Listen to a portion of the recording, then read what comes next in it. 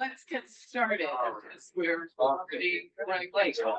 Um, Welcome, everybody. It's good to see everybody in person, and obviously everybody's chatting a whole lot more because we haven't seen each other in a long time. So this is great. And again, thanks for all the work on the warrant articles from everybody. That was great. Did anybody have any comments on the minutes that were sent out? No? Somebody wanna make a motion to approve that? Yeah. Second? Just go around the table. Tom, Yes. or we can just raise our hands, can't we? Do we have to do individual? Anyway, Yes. nobody knows. Do we have to? Yeah, we can just all yell out yes at the same I think we can raise our hands. And that's what we used to do. Aye. There you go. What? I wasn't sure. Marilyn's abstaining because she wasn't here. Everybody else says aye. Okay, summer meeting schedule. The question was, should we often don't meet in July and meet in August. There were two different dates. Our tentative date in July was, I think, the 13th, because we didn't want to meet the day after the Monday after the long weekend, or August 4th, 3rd.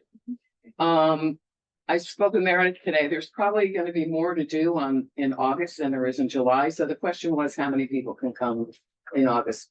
Can we get it for In August? In Yeah, August. no, yeah, I'm actually going to be in Washington today. Oh, sorry, August 5th, what's the date? August 3rd, Monday, August 3rd. Yeah. 1, 2, 3. So it looks like we have a four. All right, so August 3rd, no meeting in July. Meredith, you're on for Chestnut Hill. Right, so just to continue on with what Ann was saying about huge congratulations and thanks to everyone in this room for all the contributions that you made to the Chestnut Hill overlay zoning and passage of town meeting.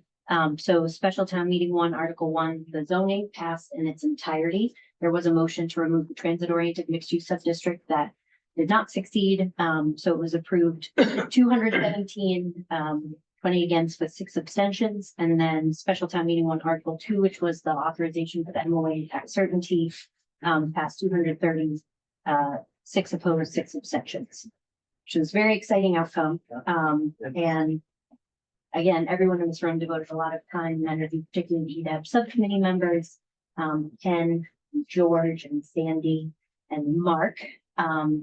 And then there were a lot of EDAB members who showed up at the marathon of public meetings that ensued in sort of advocating for the zoning to get on the warrant. And then once the warrant article process got ended. So deeply appreciative for all of the time that people have invested in this. And we're excited about next steps. So I thought I would just give you an overview of what we're going to be working on in the near term. Okay, can I just jump in? Yes. Special shout out to this guy. Yeah. He was productive on the meeting director. Michael was just a rock and just answered every question and was so patient, and I don't know where he got the patience. Thank you, Ken. I appreciate it. Yeah, it's terrific. By the way, if you didn't see it at town meeting, I love the way that Chris Dempsey got up and spoke very effectively. He was. But I loved his PowerPoint. That was yeah, hysterical. it went great, but we had a little revisionist history when he said, did you get the point about him saying this R cut? We're not gonna let them do that to us. So the people are going, yeah, those bastards are not gonna do that to us. And it was like, okay, close enough. So anyways, it was effective, and he did point out the differentials between what Newton's developed in that corridor versus what we'll find now. So that was effective. Definitely. It was very disappointing that there weren't any questions on the floor of town meeting, but I got over it. Yeah. So, okay. So Chestnut Hill, commercial overlay zoning as a next step, the mayor of Newton, so town administrator Carrie initiated a formal working group with the city of Newton, day after the zoning was passed, to sort of establish a formal framework of Brookline and Newton working together and in coordination with Mass DOT about advancing a lot of the multimodal safety improvements that we talked about sort of in parallel to the zoning discussions. So we are working on kicking off those meetings and sort of establishing the parameters for that work. So I'll keep you updated on that, but we're hoping to convene at least a first 1 or 2 meetings over the summer. And we're also going to be trying to have some exploratory conversations with Mass DOT to help inform the Newton working group. And then, if you'll recall, in the neighborhood mixed use sub-district, there is a height bonus for affordable housing. So we're going to need to work with housing division staff and the housing advisory board to develop those guidelines so that they're ready to go once we hear back from the Attorney General in September, and hopefully start receiving some inquiries about potentially using the overlay in neighborhood mixed use sub-district. And we are also anticipating a special permit application from City Realty later this summer, early this fall. They, might sort of proceed at risk if the Attorney General's office is taking longer than we'd like in order to respond with their zoning review. So that's what's to come over the next couple of months regarding the overlay district. And then meanwhile, we do need to write the final report for the Chestnut Hill commercial area study. So we finalize the recommendations. Those need to be incorporated into a comprehensive report that really documents the process, the conclusions, and provide some more specifics about next steps. And if you will recall, there was a parallel goal in addition to the zoning or the Chestnut Hill commercial area studies objectives about growing the tax base and commercial area vibrancy in Chestnut Hill, which was looking for a way to optimize the corridor and commercial area study planning process for the town, particularly reflecting on Boylston Street corridor study and town meeting not getting the opportunity to consider any zoning proposals. So we had moved forward with this as a staff-led study, and the staff proposed zoning changes. We need to go back to the select board and have a conversation about how the process went, what sort of modifications we should consider going forward for similar types of studies in the future. To inform that presentation, we will be over the summer starting to work on gathering feedback from key stakeholders about how the process went, what their recommendations would be for improving the process going forward. And then once we have the benefit of some of those, that feedback from sort of the key stakeholder group and focus group settings, we will present those to the land use boards for additional comment. And so select board will have the benefit of reviewing kind of all of this additional feedback in thinking about how we move forward with future commercial area stuff. And then we're still working on sort of a format for this, but the focus group discussions would be facilitated by like a neutral third party so people can speak freely and we can get some good constructive feedback from them. So that's Chestnut Hill. I don't know if Any question? yeah, Karen. So is City Realty, I understand they've revised their game plan to reduce the number of hotel rooms. Yes, so I think that the proposal that we are likely to see when they file their special permit application will be maximum 12-story height on building A. So it'd be the 12-12-7 scenario that we were talking about when we're having that debate. Right. But specifically, they were reducing the hotel count by 18 rooms. That was part of it. Yeah. Okay. No, I'm There are more firms. Well, as so there's an answer to this on the listserv. But right, no, I understand, and I'm happy to distribute the answer more broadly. There was that reduction. There was actually a slight increase in the amount of retail square footage. The 14-story building is now 12 stories because in both building A and building B, the parking is moving underground. So there's the addition of underground parking. And then in building B, there is some uncertainty. And this is all based on City Realty's announcement of a meeting on June 29th, Monday evening, which is a neighborhood meeting to present their plans. And the other piece is that there's some variability between the amount of medical office space and the amount of residential space that they would have in building B. My read, and this is just based on their square footage, is that previously there were 8 stories of medical office space in building B, and now there will be somewhere between 4 and 7. And then there will be between 3 and 6 stories of residential. And if you notice, those two numbers add up to more than 8, but the reason is because 2 floors of parking are moving underground. So they actually have 12 stories of usable space in building B.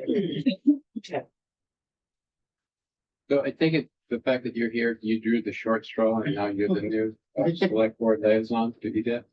That is being finalized tomorrow at the workshop. But That was supposed to make you chuckle and say, oh no, I'm happy to be here. but you know, straight questions always get straight answers. Okay. Thank you. Any other questions? Thoughts? Okay, so keep us posted. There's Sandy. Hi.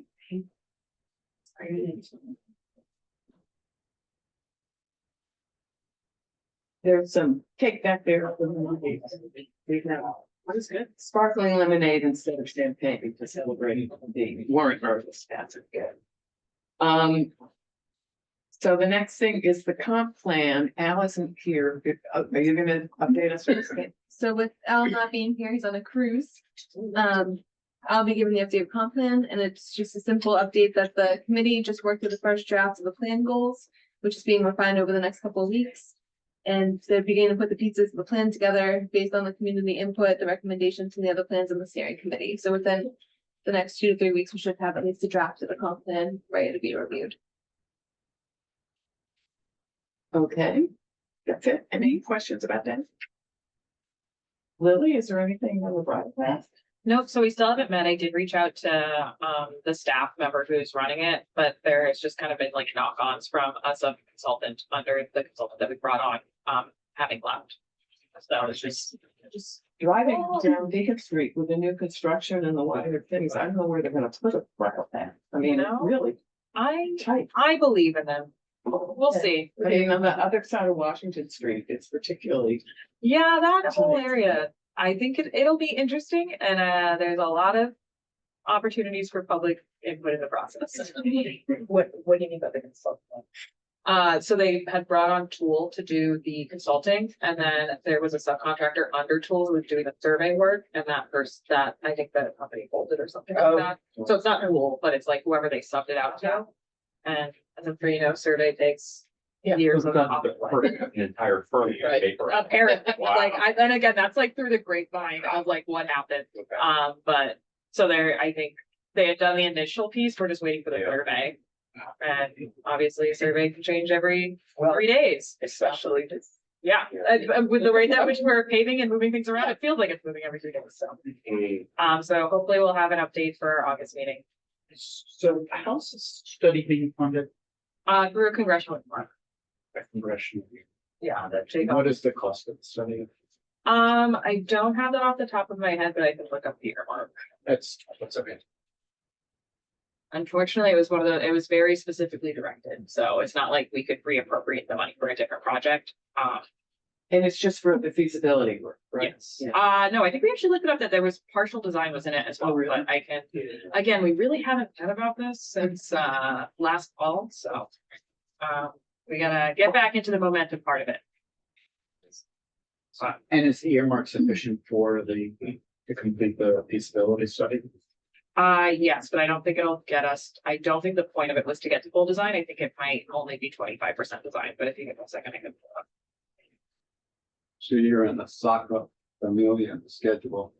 Yeah, how did you know? That's actually our inspiration. We're gonna be doing a lot of tiling work as well. Okay, very But good. I can sort of, I do have it.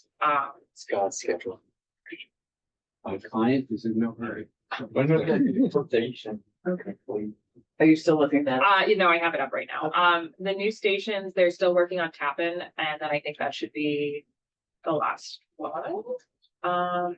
Yeah, we did this all in October. Yeah, so this is going to get it to 25% preliminary design.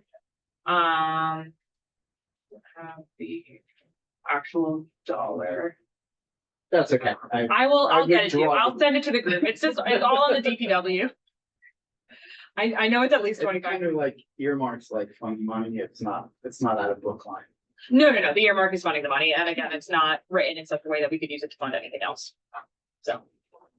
Let's go into this. Okay, Okay. so the moderators committee on exterior lighting, this is the thing that was set up after last town meeting, the dark skies warrant articles, and I had lost track of it. We had Ailish Gilligan had volunteered to be on the committee, but they meet at 7 o'clock at night, and so she couldn't be on the committee because she was at her restaurant working then. And Michael from Simon Shoes has volunteered to be on it. And he's going to start going, except they basically have some draft warrant articles already, which were just sent to me over the weekend. I haven't looked at them. And I believe that their charge is to go to town meeting in the fall. That was what they were supposed to be doing. So we'll hear more about that.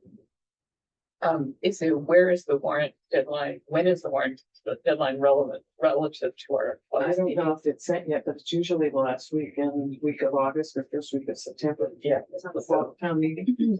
Yeah, so they have a meeting, I think tomorrow night and another one later in June. And then if they have to keep meeting in July, they'll do that. David Pollock is the committee chair. So is there a way that we could get the updates from the June meeting for our August meeting? So we can at least start to understand like which pieces they're looking at, Yeah, we should, yes, just to. we should do that, definitely. We're actually a little bit ahead of schedule, and I know a couple of people at 7:30. I wanted to know whether it was, you'd like, because we're in person, it'll be easier. Do you know everybody in this room, and would you like to be introduced to them? I mean, I haven't sat down and talked with everybody, but obviously we've been looking at it. Okay, Why don't I just reach out to people? okay, that's fine. All right, why don't we start on, with, the Brookline Village and Washington Square parking studies. Just a quick update on that. We did receive the draft report from Stantec.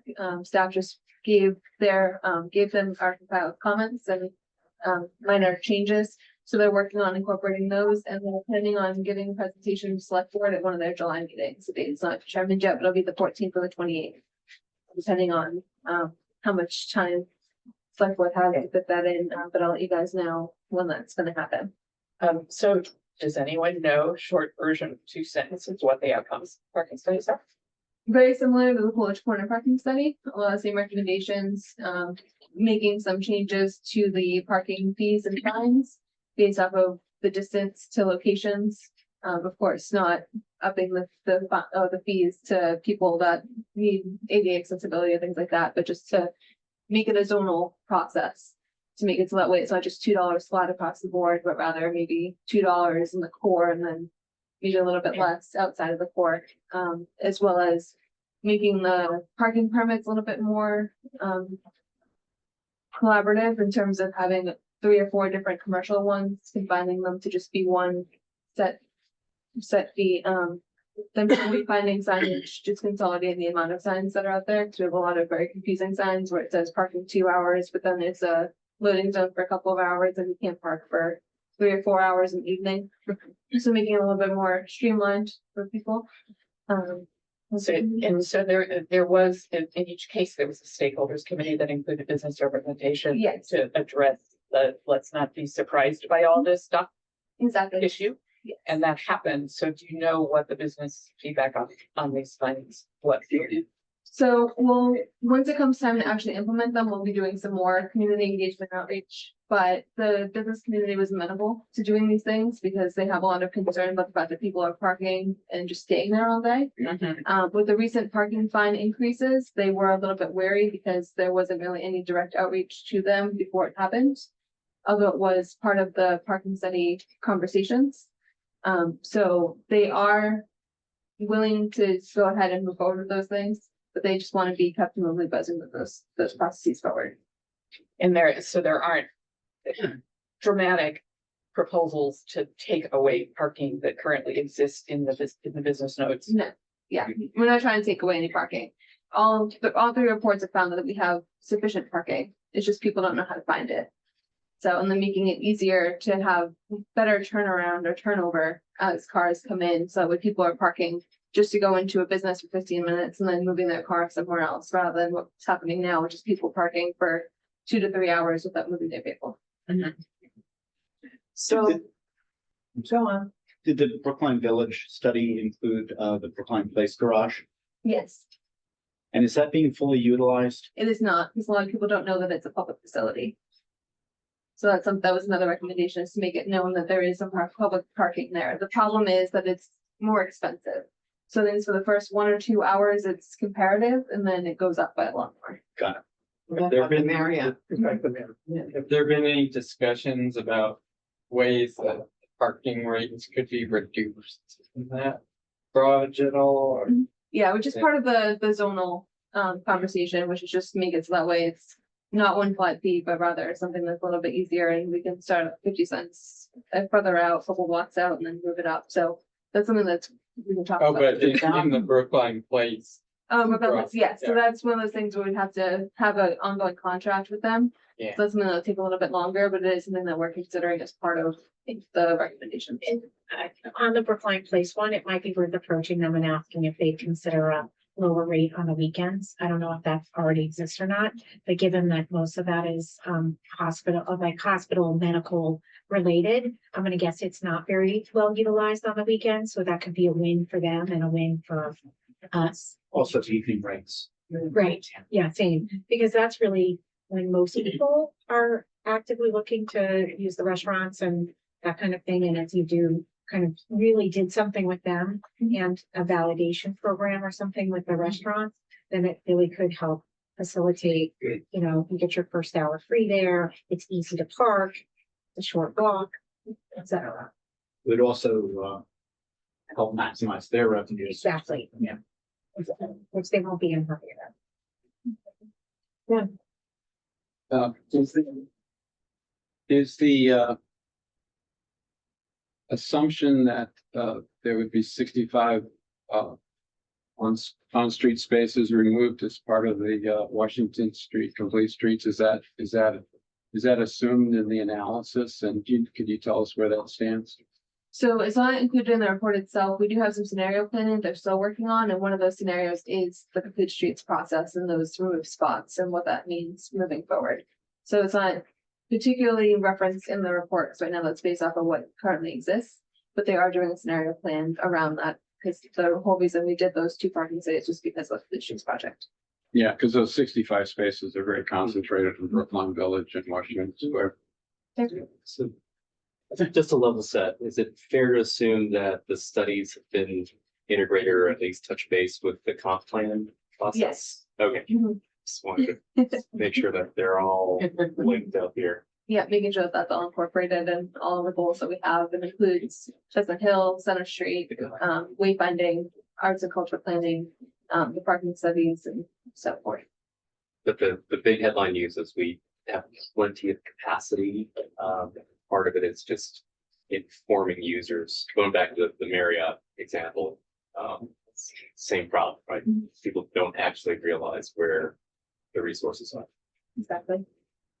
Jessica, one last question. Has parking usage declined? Are people, driving less? Is that kind of part of why we now have sufficient parking? No, it's just a matter of the fact that with signage and the different rules for parking, it becomes a little bit chaotic. I think people being able to figure out where they can go, and the automatic response of folks is just to go directly to where they're trying to go inside on foot. So it's just letting people know that if you walk a block, you can still get to where you need to go, and it's free because it's 2-hour free parking on the side roads. So. Yeah, I think something, so I was on the GIS layer that's on Brookline's website for parking, so there's an actual map layer that you can see every single metered parking spot in the town.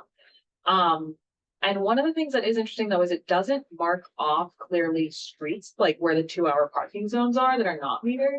And I think like that could be a really helpful tool as we like continue to do the wayfinding campaign around parking. Because you're able to drop the pin and then look at like what 1,000 feet out is, which is like a little under 0.2 miles, which is like a 3 to 5 minute walk. And it really does, I think, like, if we could do more information around a parking campaign of like, you're only 3 minutes walk from your favorite business or something like that, I think it could be a really worthwhile use of outreach. Because again, I had no idea what the parking lot that you were just discussing, I have no idea what that is. The garage, you mean? So whatever, there's a garage down here? Yeah, it's on the other side. It's the children's buildings. Yeah. Just on the other side. No idea. And I was on the GIS maps. So- Yeah, I think like. look, I could be parking all these nights and weekends. Sandy? I was just gonna say, there's another layer too of working with the restaurants and the business owners through the small business committees to also have them identify, right, that there is a garage nearby, like there are parking, where parking is, and not saying that everybody's gonna go look on their website, but you know, I think about, I click on a restaurant ahead of time to look up their menu and that kind of thing. And if you have them do that and then maybe have some kind of campaign too with a QR code in the restaurant window that says, here's where to park.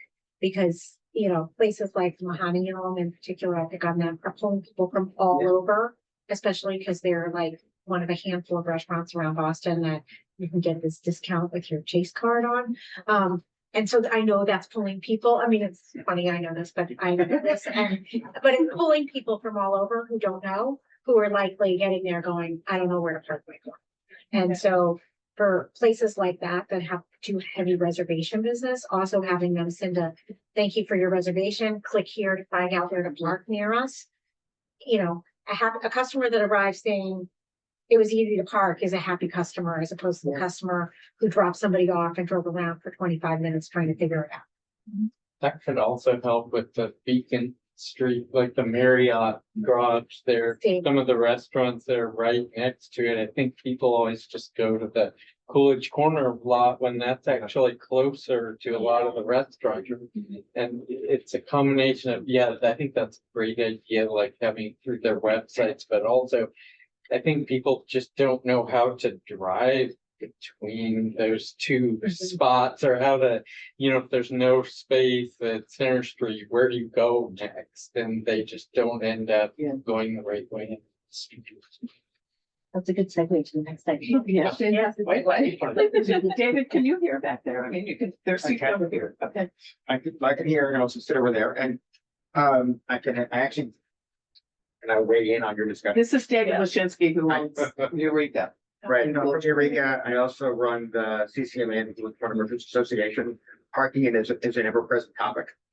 Couple of interesting things. All of us have noticed traffic has moved later. Started during COVID. And, you know, during the day, like there was nobody walking around, but we were getting more and more business later on in the afternoon, going to the evening. So depending on when you are looking in Coolidge Corner for a spot, if it's early in the day, no problem. If it's later on or on a weekend, it might be very difficult. So that's number one. Number two, one of the observations that we made is that, oh gee,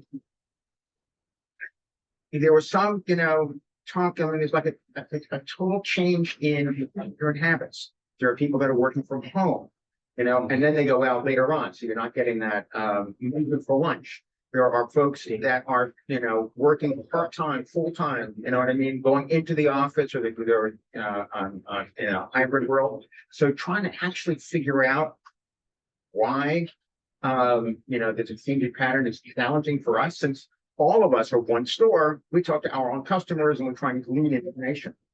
One thing though that was kind of universal, you know, one thing, sorry, you know, sit down. One of the things that was universal across all of it is that the parking meters were extended until 8 p.m.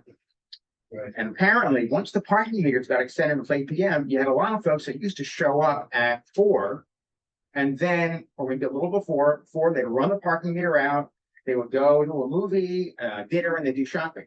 Well, now the parking meters go to late, which means what are you doing? You're running the meters out beginning at 6.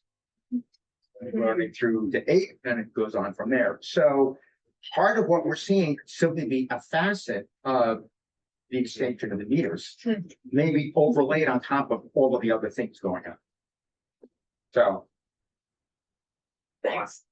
Sounds interesting to figure out. Mark and David, there's some cake back there if you're interested. Don't let it cake. Help yourselves. Good, because I haven't had dinner. That's great. Help yourself. And Sandy. Wayfinding. So it's an excellent segue. So for wayfinding, we have 2 plans that'll be underway later this month. The first is the Coolidge Corner wayfinding plan. So that was one of the recommendations in the Coolidge Corner parking study, was to make it so people could find their way around. We have a contract signed by Stantec for that to go into effect. That will be completed as of now by October. Concurrently, we will also have a master wayfinding plan, which is more just an educational tool to explain what the benefits of it are, why it's important for the various modes of transportation, for the different types of folks, whether it's residents, visitors, business owners, employees.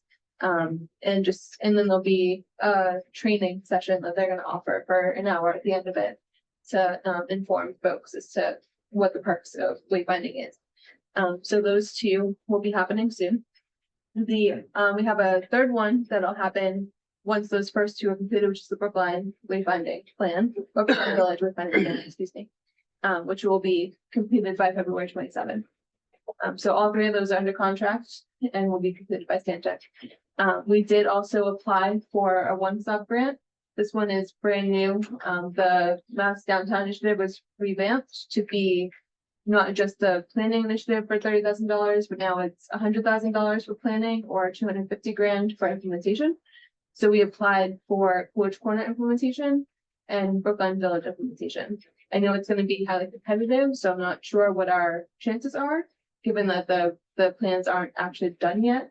They will be done before we get the money, but they did ask for where the process is and what we have already lined up. So my hopes are high, but I just want to control expectations. Derek? Just good stuff. Just 2 questions, and maybe I didn't understand the mechanics here. How are we funding these 3 studies, and were they competitively bid? Yes, so we did do the request for quotes from various companies. And were they all Stantec? I know, that's what I was just thinking. I'm just like, wondering, wow. what is Yeah, Stantec? Stantec was convenient in terms of they did do our parking study, so they already know the lay of the lands. So it worked out well in terms of the fact that we're working with the contractor who does know what we're talking about and how Brookline works. But it was put out as an RFQ. We did have one other respondent. We sent it out to 6 or 7 different folks that were qualified for it as the state vendors. One responded, but they came in about 20 or 30 grand higher than Stantec did. So we're not putting it on the central register when we want to procure services like these? Not for those because it was under 50,000. Okay. So So you can procurement just had to be pick quotes. your list of potential respondents. So that was done. And then, funding wise, we're using town funds that were left over from staff dollars. Cool. I just had a question, because I thought we did a wayfinding study last year. Am I making that up? That there was one that we got presented on last You year? applied for money from. Oh, that was the presentation, Yeah, the presentation that was presentation that that we were applied for applying for this money and we got the money. No. We didn't. We didn't get the money, No, but we're paying We for found it. another way. Yeah. Okay, we were paying Coordinating. for it with the staff salary savings, and then we're applying for Applying for. one stop for funds. implementation. Yeah. And another wayfinding development is that we did request $100,000 in CIP funds for wayfinding implementation. Had a very helpful conversation with the advisory capital subcommittee. They asked some great questions, which is sort of the inspiration for having the wayfinding master plan, just so we can. There was also a really helpful discussion, and it was helpful to go and speak to a group of people who weren't as familiar with wayfinding the benefits. And, you know, like when we talked to the T board or this, like people have been very enthusiastic and seem to understand the importance of incorporating wayfinding into the commercial areas for, like, you know, promoting tourism and in terms of improving the parking policies and all the stuff now Alan was just talking about. So this is a very exciting development. And I feel like, you know, it came up in Center Street lot discussions. T board had, you know, was really enthusiastic in the parking study recommendation. So Oh, but, and so I think the strategy is, the goal is to implement the wayfinding system townwide. For practical reasons, we're gonna have to, splice together funding and just sort of capitalize on grant funding opportunities and additional funding that we might have left over within the division's budget. And we're gonna apply again for the CIP funds, but based on that initial conversation with advisory, I think it might be a hard sell. And just as a follow-up to that, is there any, so the understanding the cobbling together of funding for this, are there any pieces of this that could be done internally by our own sign shop? That could be kind of moved around within the DPW budget if there's any excess? Or not really, when you Maybe, have to do it. But it's with hard to Stantec. say without the, so Stantec is for the design. Alright, And then so the implementation is another. the implementation, you're planning to go out and procure and have someone else do it. We're not printing the signs here. In our sign shop. I think we might be able to print some signs, but it's hard to say. until we Okay. have the Yeah, design. some might be feasible using just the standard traffic signage, but depending on how many of the larger parking lot signs, those wouldn't be able to be done in-house, but there's a chance it might be able to. So I think what you're hearing is a need for a wayfinding plan or a wayfinding. Study to wayfind.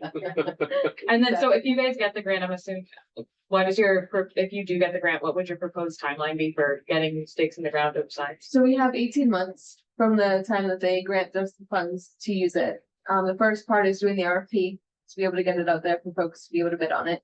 So that will be more than the $50,000. We have to go through the proper RFP process. So we'll have to write an RFP, get that out. And then the RFP is usually a month, 2 months, for putting it out, getting it back and reviewing. And then the rest of the time, there'll be a month and a half for really just prepping and doing the fabrication designs, because we'll already have the designs in the wayfinding plan, but they want to like be ready for the printer. So we'll work with the fabricator to be able to actually make them into the true graphic designs needed for that. And then the rest of the bulk of the time is going to be actually fabricating and installing the signs. Thank you. And these will be for both drivers and pedestrians. And cyclists. Yes. Okay. Because I think to, something went earlier about the I just want to make garage sure, at Marriott Street, that you have to place that in like the exact spot, because that's a quick turn. Sorry. no, I think what you're bringing up is excellent because, you look at all of these conditions where the sidewalk old meters were replaced and ripped out, and you just think of all the infrastructure cost that goes into physical signage and so I'm just wondering why we're not, I just would hope we would be exploring as well a virtual signage where there's a QR code. The restaurant owner can say, hey, Brookline has a map that could show you plug in the address you're going to and show you where the street parking is, the metered parking and the 2-hour parking. Because it seems to me that we're all navigating through our phones more than we're looking. And so I just don't want to lose sight that we might have, a solution to this challenge that is not about physical signage. Is it too late to rescope? But yeah, so I agree. I do think as a first step, we do need the physical signage. Like if you think when people park your car, you get out, you're not familiar with Coolidge Corner, you don't necessarily want people buried in their phones. You want them experiencing the place. We had a similar conversation with the advisory subcommittee. There was also a discussion about incorporating more digital signage and not just the static signage, which I also think would be amazing, but I do think as an initial first step, it's important to do the physical signage planning. So back to that point about digital interventions, are other sort of private public partnerships like the, what's that company called from MIT? Oh, So SUFA. Are they making a dent in terms of the interactive engagement with the community? I know you can update everything, all the electronic ink So thing has been working okay, right? the super kiosks that we currently have, the sixth floor of the town administrator's office is working on another RFP to see if there's other, because the super contract is coming up for expiration. So they're gonna be putting on RFP to get other funding or other companies to potentially come in and bid for that. So that will be done. It'll be separate from the wayfinding funds. In terms of the digital stuff, for the kiosks, depending on which company we go with, there is an opportunity to have like a mall directory style thing where when you go up, you can actually interact with it and do those different things to be able to find your way around. We do already have some of the parking maps on the website, and that is something that we're working on. Part of the parking studies for Brookline Village and Washington Square also included a map of what our different hours of operation things are, so we'll have that up on the website as well. So the digital is a consideration, but the physical signage is important in terms of making sure that once you're out of the car, if you don't have a phone, or just want to be able to just live in the moment, being able to find your way around, and also giving the different commercial areas a brand and identity of their own, so you know that you're in Coolidge Corner in Brookline Village. If you're already there, or very familiar with it, you kind of already know what the different identity is, but this way, because we already have town branding in place, which is usually a big part of the wayfinding process. So in this case, we can use that particular piece of it to kind of create a separate but cohesive brand for the commercial areas as well. A potential public comment, Um, CCNA comment. My last big comment. really quickly, because we're not gonna get to the, thing you wanted. Sorry, I forgot. It, Very, very quick. Yeah. We all have bodies. We walk around. You just want to echo Jessica's remark. I see people that come out of their car, they're on their phone. They never see what's around them. They may as well be shopping in front of their computer. We want them to have their phones in their pocket. We want them to be so engaged by what they see that they want to come back over and over again. The only way that we're gonna win this war, and the war that I'm talking about here, is the one with all of the other small retail areas that are peppering, where around where we are, is if we give people really gripping experiences off of their phone. Otherwise, they'll stay on their computer and on their phone, and they'll never come out. So real wayfinding, real maps, it's critical. Agreed. I did your puzzle on Saturday when I was walking by, because I. There we go. And you wouldn't have seen it. No, I got a pedicure. We were walking back and I was like, let's go work on that puzzle for a little bit. So, and then I took a picture of your sign. So that's what I'm There saying. you go. There's a lot to be said for. And I'm not saying throw out the digital, it's important too, but not one or the other. Agreed. okay, roadway infrastructure. I'll keep this short and I can email this around to you because it's a little bit heavy in terms of the amount of information. So for the MBTAC branch accessibility project, the MBTA's contractor Barletta is currently working on the Inglewood and Tappan platforms, and then which is doing backfilling and grading, installing the electrical handholds, forming and pouring. And then the platform work is going to transition to the outbound side through July 10th. So they're finalizing that piece and should be getting started on the next side soon.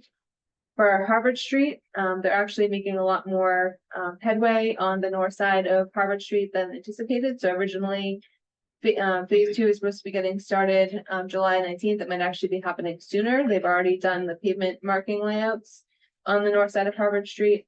So they're wrapping that up, and then they'll be getting started on the south portion of Harvard South of Beacon Street, which will finish by late August, and at the rate maybe a little bit sooner.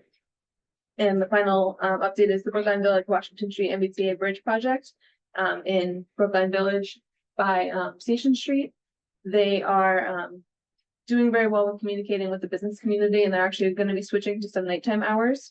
So right now they're still doing daytime hours for the first half of this week, working on the north side of the bridge. And then once they get past that little piece, they'll be able to go ahead and switch to a night work schedule.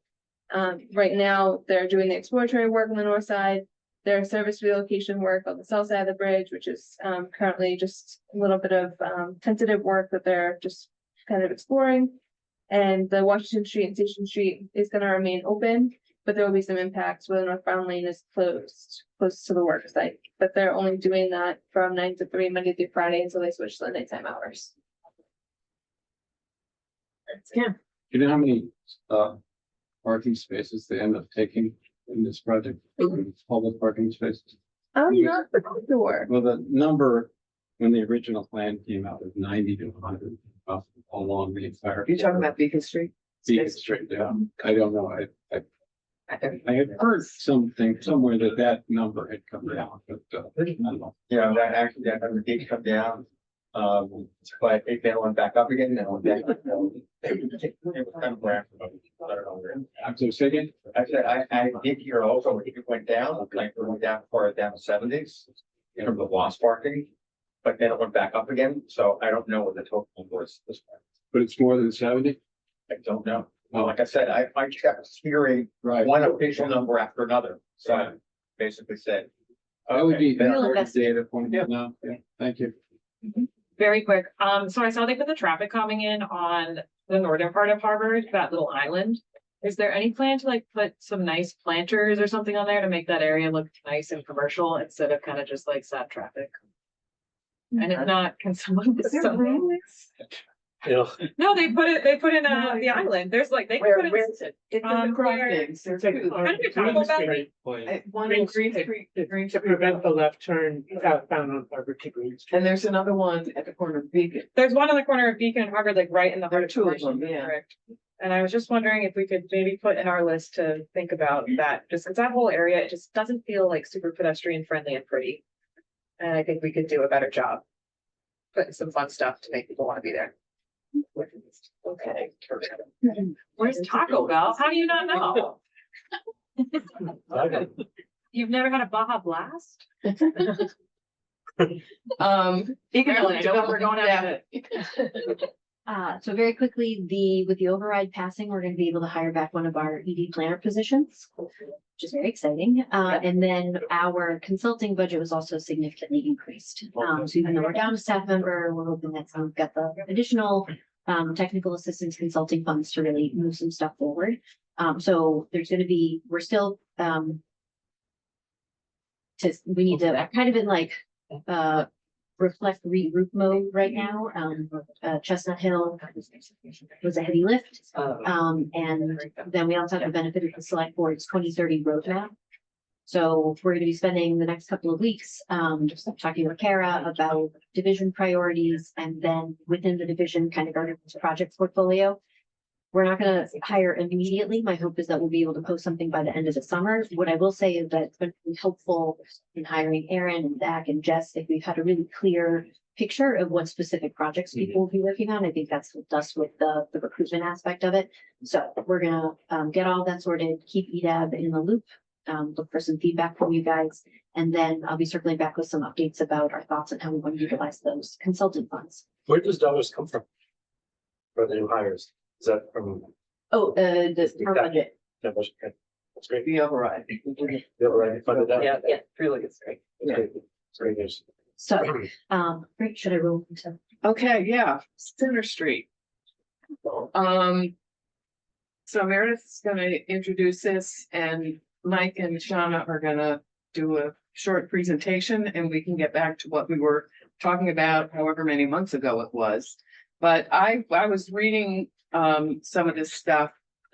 I don't know how many of you read the Cambridge request for information that was attached, but I just wanted to read part of the front page of that because it's a good explanation of what this process is all about. So this was on the very front page of their request for information. This RFI is issued solely for information and planning purposes. This does not constitute an invitation for bid or a request for proposal or a promise to issue either in the future. Responses to this RFI shall serve solely to assist the city of Cambridge in understanding the current options and or possibilities regarding the solicited information and or to inform the development of a possible future solicitation. And then it goes through some details. People can respond to any and all of the questions. It doesn't obligate the city to issue or amend a solicitation. And if you respond to this or don't respond to this, it doesn't preclude or do anything if they actually send out an RFP in the future and still do it. So I just wanted to be sure that everybody, I mean, that's basically the idea for what Mike and Sean are going to be talking about. And I just wanted to make sure that everybody had that as background information. And I mean, one other thing I wanted to mention is that I think that one of the reasons this work was done now is that the lot has to be redone at some point, not in the immediate future, but it's got to be redone.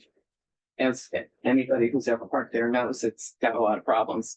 So at some point, the lot is going to have to be constructed, and doing sending out this RFI, starting this process now, at least puts us in a position to think about what could happen there in addition to redoing the lot. If in 5 or 6 years, the lot has to be redone and we haven't done anything, we'll spend money on the lot and we'll be including other options for a long time, I think. So that's just, FYI. So Meredith. So the last time EDAP had a discussion about the Center Street lot would have been in January, I think, January or February. And it was on the eve of update to the select board about where the Center Street lot exploratory study had landed and what the recommended next steps were. And I think the conversation concluded where EDAB ended up submitting a letter to the select board asking that the select board hold off on moving forward with any next steps until you had the benefit of more comprehensive presentation, more time to think about what you think is appropriate. And we were specifically recommending moving forward with the request for information. So that's sort of where things left off. That was many months ago. We were focused on Chestnut Hill.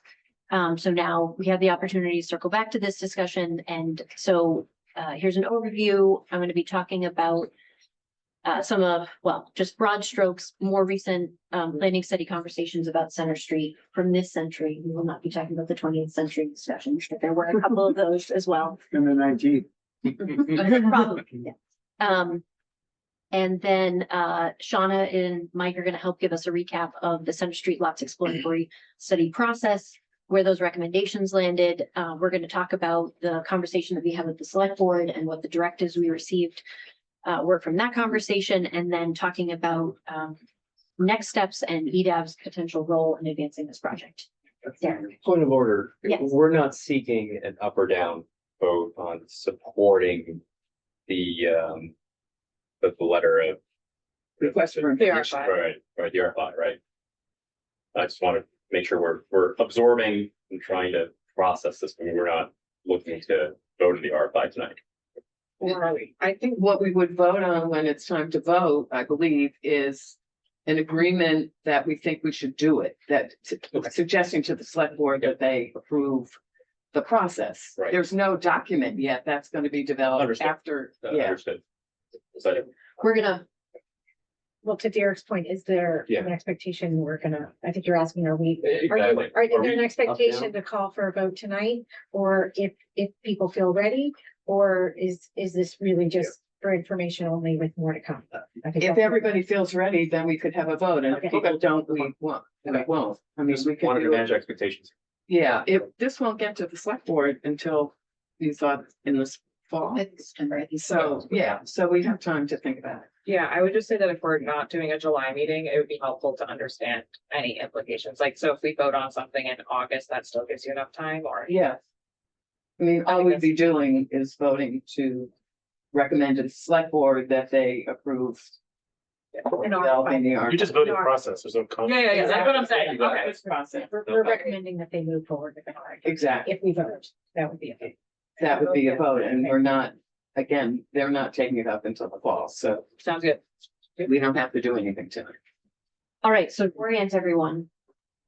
This Center Street lot, Center Street East lot, 144 spots, West lot, 48 spots.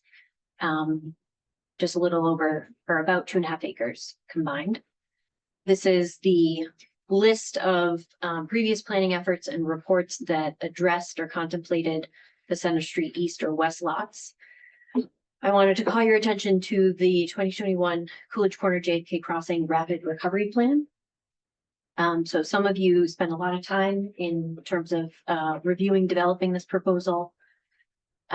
This is an excerpt from the Rapid Recovery Plan capstone presentation. So EDAB and Small Business Development Committee jointly provided oversight of staff and the consultant that we were working with in developing the scope of those proposed projects. Sort of the executive summary, there was the emphasis on mastering parking utilization and management practices to unlock the potential of the Coolidge Corner commercial core. And this is a diagram that tried to sort of summarize how the projects connected to one another. So the Rapid Recovery Plan, which was a set of proposals intended to help businesses bounce back bigger and better post-COVID, but a lot of the recommendations that came out of that were just related to broader sort of commercial area function, improving the aesthetics, and activation of the area. There was also a recommendation about building additional administrative capacity with the business improvement district. So the Center Street, re-envisioning the Center Street lot sort of it touches upon increasing activation, improving the aesthetics and the function of the commercial area. And these are excerpts from the Rapid Recovery Plan presentation. And in the Rapid Recovery Plan, we were talking about Center Street as it was sort of envisioned like, well, there'll be this multi-purpose parking deck. There'll be an outdoor public space. This was something we heard a lot during COVID. I mean, the idea of having a plaza or some sort of a public space in the Center Street lot had been talked about in previous studies, but I think people really felt the absence of that during COVID, where they were like, wanted to congregate outdoors with people, and you don't have a centrally located space in Brookline's largest commercial area. So those were all discussed. These are some examples of parking structures that were included in the Rapid Recovery Plan. They also appear in the Center Street lot study. And then there was a recommendation about sort of mastering or optimizing parking utilization and management, which is where Coolidge Corner Parking Study certainly speaks to that. And then we've continued that with parking studies in other commercial areas. So the Center Street lot study, the Rapid Recovery Plan, to give the state credit where credit's due, was great because they anticipated this massive infusion of federal funding to help support COVID recovery. So the idea was that the state wanted to make sure that municipalities were prepared to have like fully baked, partially baked projects so that they would know how to utilize that funding. So the town had a competitive process for ARPA funds, and we submitted a lot of our Rapid Recovery Plan inspired projects for that, the local ARPA dollars. Got a lot of funding for that, as you all know. We've been keeping you updated on that. But the proposal and the scope that we had for the ARPA plan was not a copy paste from the Rapid Recovery Plan for what we wanted for Center Street. I think a common theme in a lot of the more recent discussions about Center Street lot is there's this talking about a parking structure. And when we very intentionally, with our ARPA funded project proposal, wanted to sort of zoom out and have it be more a broader discussion about just sort of re-envisioning the Center Street lot, and that through public engagement, instead of sort of making the assumption and going straight to the parking structure need, that we would see if people would get to that point on their own. Is it going to be an identified need? So the committee charge is pretty broad. The select board opted for, this was around the same time that we were launching Chestnut Hill as a staff-led study. For this particular project, the select board felt it was important to have a select board appointed committee, which Mike chaired and Shauna was the vice chair of that. So this is overview of the committee charge. The committee was focused on public engagement, visioning, and then providing some options and sort of a recommendation in terms of a preferred redesigned concept. So process and community engagement was pretty extensive. I think for a lot of the projects that I've been involved in, it was sort of I think the best coordinated, most comprehensive. There were early on established a set of guiding principles for the committee, which Shauna can go into a little bit more detail about, but certainly prioritizing continued access for business owners and lot users. There's very clear recognition that this is a critical resource for Brookline's largest commercial area, a very important piece of economic development infrastructure. So we wanted to make sure that it was, prioritized for the support of the business community, fostering inclusive community engagement, commitment to environmental sustainability, alignment with Brookline's plans and priorities, including the comp plan, and then adopting a pragmatic fiscal approach. And this is the timeline. So we kicked off, we completed it within the scope of 1 calendar year. Zach Tesler was managing the project and working with the committee. And then our consultant was Spec Dempsey, and their sub-consultants were Stantec that did the transportation analysis, and then Eisenberg Projects did the park-led activation. So kicked it off in January, did outreach public engagement in the late winter, early spring. We did some experimental tactical urbanism to help augment some of the community outreach engagement over the summer. And then by early fall, there was a set of proposed redesign options that the committee was getting feedback on. And by the fall, the committee had identified sort of a preferred option and was putting together recommended sort of final conclusions for the report and then what the recommendations would be to the select board. So this is an overview of the engagement events. There was a survey, which we'll get to in a minute. Earlier in, late winter, I think David and several other business owners in Coolidge Corner participated in a small business roundtable. There was also a coffee at the senior center. We did tabling at the farmers market over the summer. We did that at Parklet. And then there was the big signature event in September, the Walkable City Pop at the Coolidge Corner Theater, which we recorded and was really well attended. And it was a nice mix of, people wanting to go to a public meeting that happened to be at the Coolidge Corner Theater, and then people who came from outside of Brookline who just wanted to see Jeff Speck give a version of his Walkable City talk.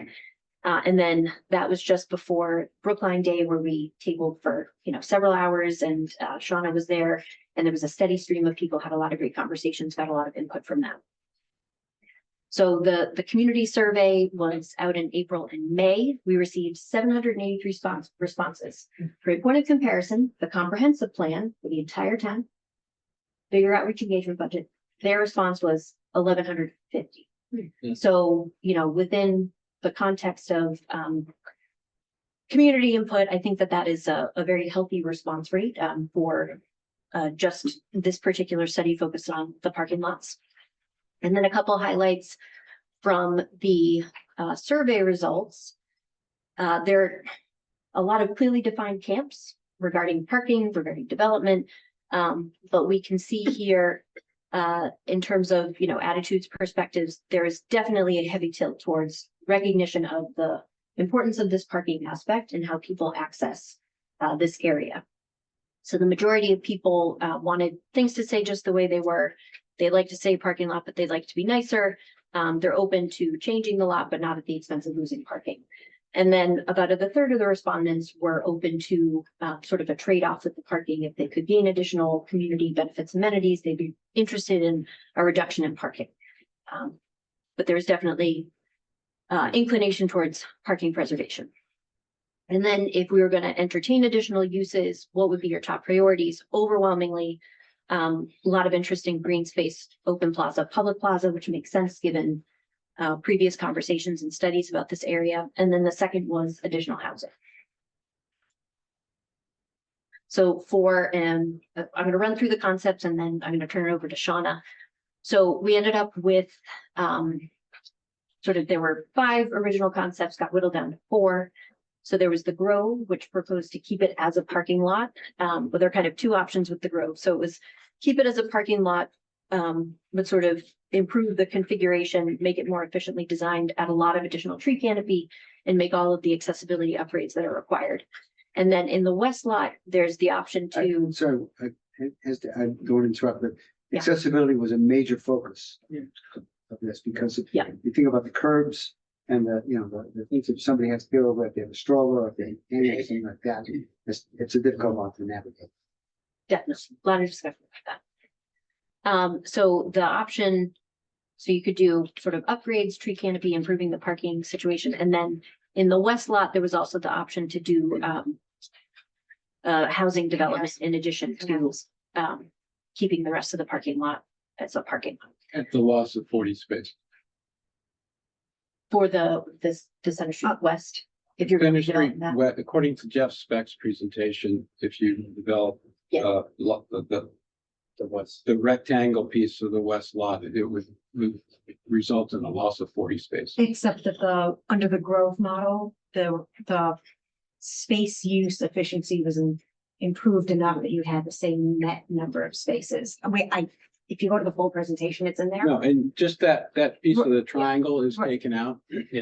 Right, but what I'm saying is that east lot up there under the Grove redesign would have more spaces than it has now. Because once you get rid of the raised curves and bring all of the aisles to whatever I don't know. I just literally watched it this afternoon.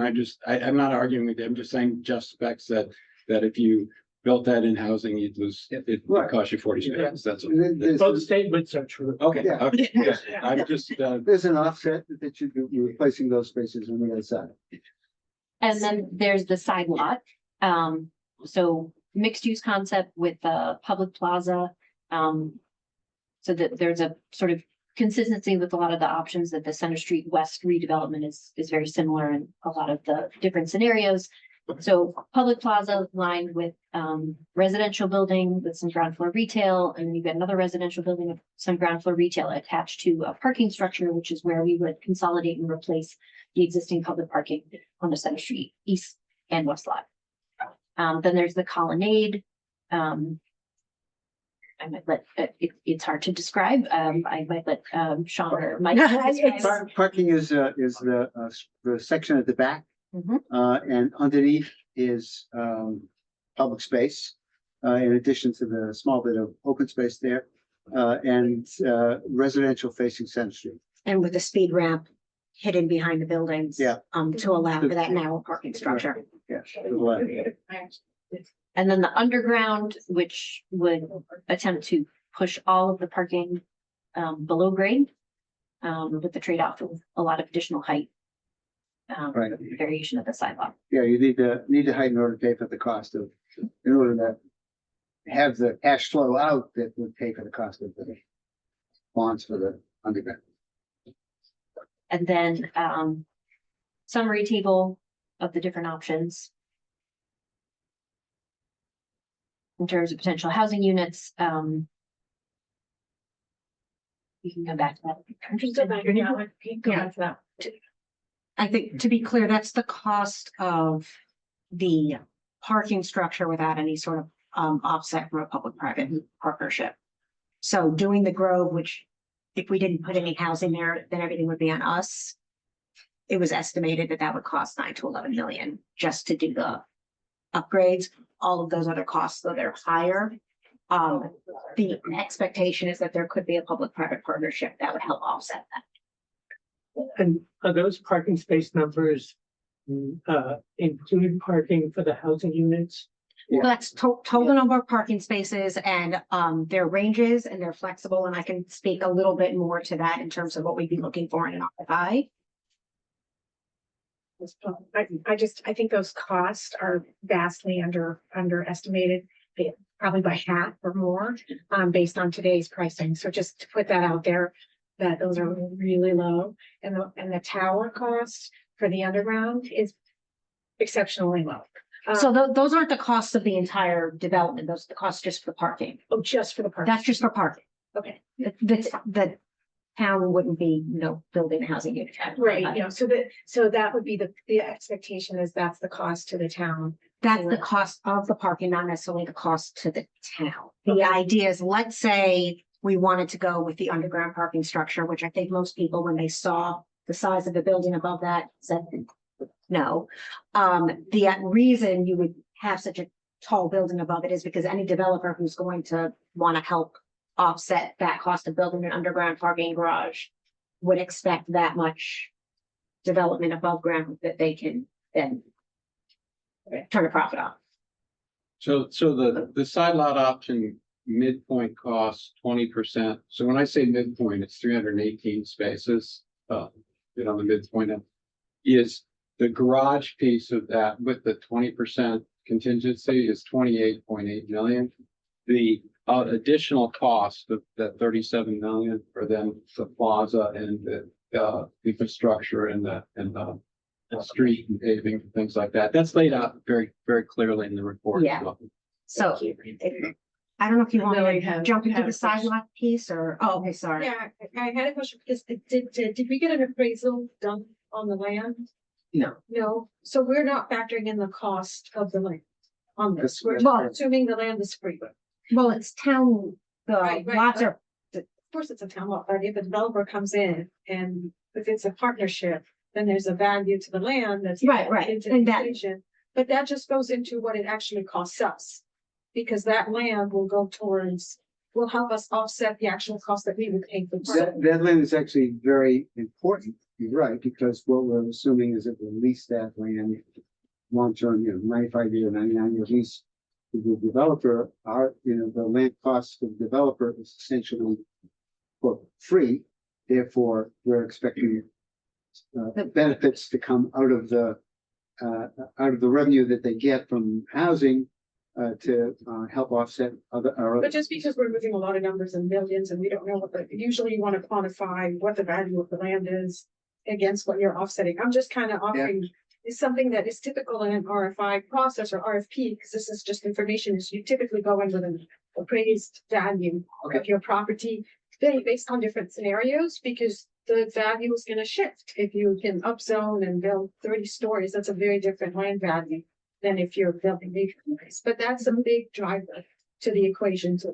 Right, and that's actually one reason why I suppose we didn't even think about in the price, because we don't know what can be built until we get a lot further down the process, if anything. Can I just jump in? Lily had a question. Oh, I just had a comment. I think something that could be really helpful here is also, I think, to the point that was brought up, the existing need for maintenance on the lot. Because right now you have it existing at 0. But I think it'd be helpful for those making this decision to understand that, like, first off, the lot is like terribly inaccessible as it is. So like to bring the lot up to what would be a standard that is respectful. so for that's effectively option one that was presented, which is the grow. It could possibly be done for slightly less, but the slightly less would Well, mostly. so I be think, not but I think trees, that would be right? really helpful to have in there, so that as I'm going through, like, cause there's, the Grove is a great option we've talked about. I think George brought it up at one of our other meetings, saying that, with costs, we might end up at just a better surface lot. Like, that's a reasonable outcome. So I think just helping the town to understand that, like, if we were to repave it with no trees, it would be 5 million. And so like, this actually is an investment that the town might want to make if it's not willing to do these larger investments. Does that make sense? Yeah, that's helpful. Okay, Okay. that's it. So if I could jump in. No, it's not. So ultimately, the committee recommended endorsing the side lot. Ultimately, the committee recommended endorsing the side lot design scenario, at least through this implementation phase. Asking both for-profit and not-for-profit developers to respond to a non-binding request for information.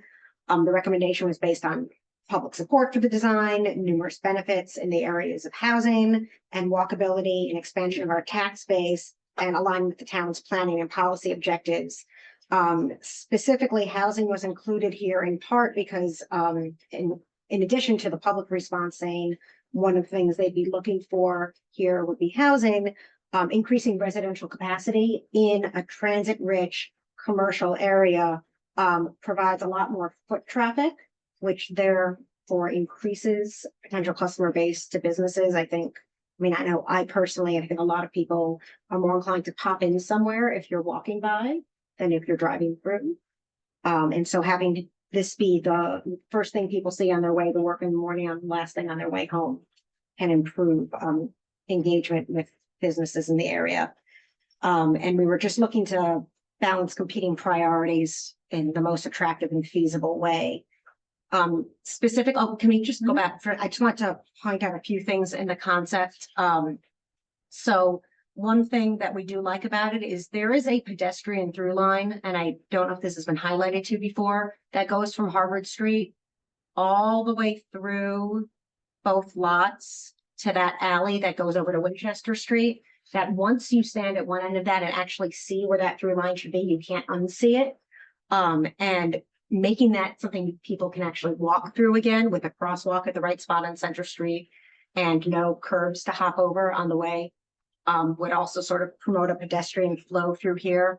That plaza area next to between the parking garage and that other residential building, that's right where the Coolidge Corner Theater back now main entrance is, and then behind the CVS and I think Marici over there is big enough to accommodate the farmers market. In season, it's big enough to accommodate other public events there and have lots of space for whatever we think is best to activate that. And by making that a gathering space in Coolidge Corner, it activates that entire area for new small businesses going in around there. So, And go ahead. and the last thing I want to say in terms of going out to, when we go into the RFI process, we can ask in our responses for potential flexibility in the amount of parking provided in a particular plan. So if by the time we're getting all the way out to RFP, it looks like parking demand is higher than expected or lower than expected, based on wayfinding and changes in behaviors, we can say we specifically want a garage with this capacity, that capacity, 4, 5, 6 floors, depending on what is truly needed. So one thing I think is really important to emphasize, especially to you folks, is that this out of the 5 options or so that Tech Dempsey put together, this is the one that was the most attractive. Okay, what we're in an RFI, we would be asking developers to start with this as a jumping off. We don't really expect anybody's going to come back with that or respond to us by saying, yes, we can build this, or no, we can't build that. What we're going to ask for is, in fact, instead of coming back and saying yes or no to that, what we want them to come back with is, well, this is what we think would do well on the site that you've got. And it would fulfill the objectives that you have, which is a certain amount of parking to replace what's there and additional parking to the extent that you feel it's needed. Something to generate cash flow in order to pay for all of this. Housing is the most likely. And some open space, and you can mix and match however you like. But this is one place to get you thinking. We have already had a developer independently read about this in Brookline.news or somewhere. A developer has been active in Brookline and in fact built a building just recently right across the street on Center Street. Say, well, I don't think this is a particularly good idea, but I have some ideas. So that's great. That's what we want. And that's what we're looking for out of an RFI, not a response specifically to this layout. I don't know if you wanted to go back to the numbers just for a second. So this is that line from that previous summary table before. And again, all of these numbers, they're estimates, they're ranges. The idea, though, is with a public-private partnership, it wouldn't cost the town 29 to 33 or 37 or 43 million to do the parking structure, plaza, and all those other public improvements, but rather we would be partnering with the private developer to offset those town costs in exchange for them having the benefit of this space. Are you providing these numbers in the RFI? So there's no, RFI has not even been developed yet because we're waiting for authorization from the Right. select board to go forward with that. And That's then, the intent. well, So here's the other question, corollary question is, are the numbers in the Center Street study report that's public? yes. Yes. So I mean, we're not going to tell them what it will cost them. The report is available, right? Yeah. But, and I think also developers are aware of what their own costs are and have been for recent projects for what it costs to build housing and so forth, and that helps them offset. So I think what you're seeing here is the 3 developers at this table are going, would I ever do this? You know, spend a lot of time and money figuring out a solution that is then public. There's no commitment from the town to even select one of the people. You're putting out your ideas to the public and to other developers. Why would you do this? Well, one thing that if in the Cambridge one, people responded, the list of respondents was there, but the responses were all collated. So nobody knew who said what. Which starts to address your issue, but it's. well, I mean, I've seen them done. I've got a lot of thoughts racing through my head. I'm sure I fully appreciate. I've seen them done where you say, if you you have to submit an RFI in order to make it to the next step, if there is a next step. So it becomes a gatekeeping tool, right? That makes And, sense. and then there's a benefit to a developer to putting their hat in the ring here and going through the effort that you want them to go through. So that's one thought. I was really glad to hear what you said, Michael, about this is just a jumping off point. I would even go so far as to say it's important if you put out the RFI to say, provide all of it and say, you should note that the preferred recommendation of the committee was X, to take that into account relative to what might get done here. I wouldn't put any numbers whatsoever in the RFI, and I would pull them out if you could of the study report, because they just create, I mean, we're all throwing darts at them. And with all due respect, right? And that's, you don't want people looking at, well, these people don't know what they're doing. These numbers don't make any sense. you don't want them to start there. So I very much appreciate that feedback. I think in the committee's defense, want to put out there that part of why we need the numbers was also for people who have no Right. experience with development to understand why an underground garage Right. should get to a tall But building. I completely appreciate that. I'm gonna recommend to you that ask us next time, because we'll help you with that part, in a way that doesn't put numbers that like are a little mind blowing out there. And to Zaina's point, to me, the way these things work, there's two pieces to this. And one of them is, what do we really want out of this? Do we really want to know that there's a market for it?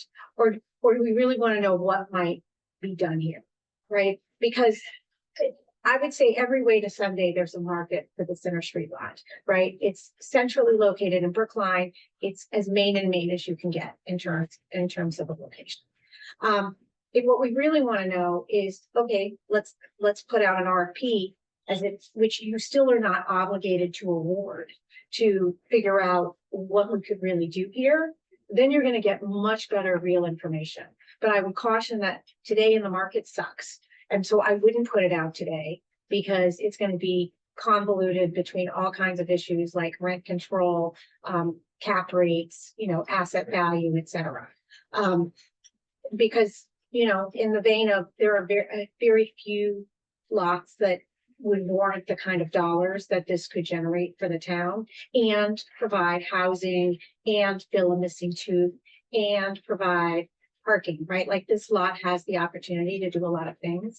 And I commend the study group, because you really did look at all the different iterations, which I think are really helpful and will be a very helpful jumping off point for a review committee for, I would say, an RFP. But I would, George, I'm going to assume I know what's going here, that doing an RFI, in this case, usually you do an RFI when you don't know what you're going to get, right?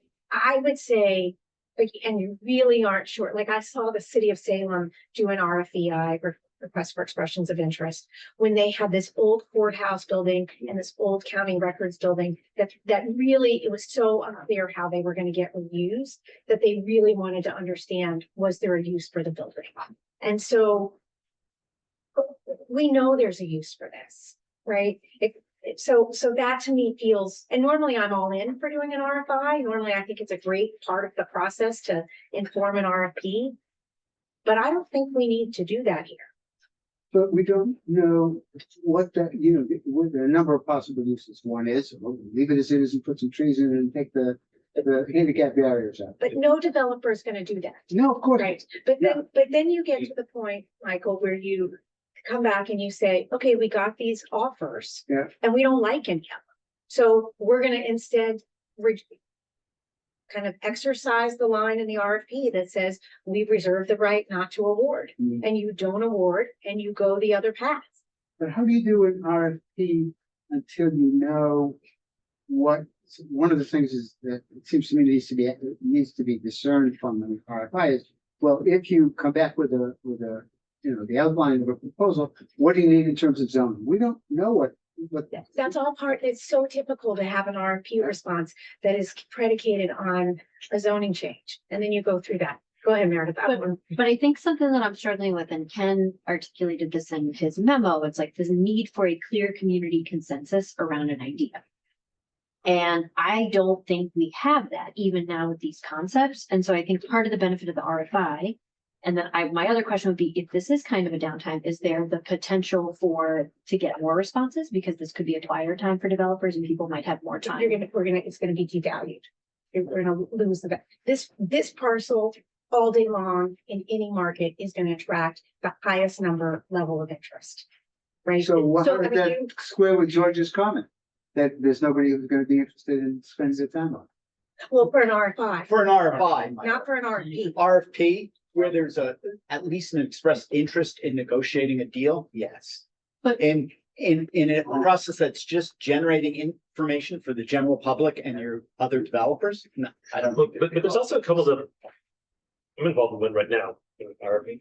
And what I'm finding is, and I'm the one who's issuing it, that if it's a light touch, no numbers, right? Because then you're held to them, right? You told me it was 30 million bucks, and then you'll forever, it'll Yeah. sink yourself. So that's why.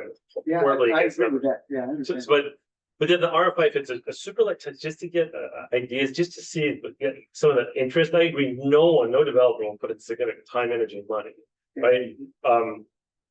If they don't feel like they're in the finals, right? They're not in the final three, they're not gonna sink the dog. But they will throw their hat in the ring, just some real light touch stuff, right? That, maybe they'll just ask for a couple sketches from the architect, things like that. So I think it's all the scale. So I'm actually of the opinion where I think an RFI would be good just to gauge, just to throw it out there, to see where the wind's blowing, right? But it has to be light touch, because I agree with my comrades in that I don't think people will dive in if it's a heavy lift. So what do you think is gained from an RFI? If you, as a developer, like, what do you think is known right now? But the developer, will, as the person, No, as a developer, why would you, well, because it's a job to work. right, but why would you put in to, like, what do you think you'd be adding that would be new to the conversation? And this is a curiosity question, this isn't me asking, right, like, we can have that conversation later.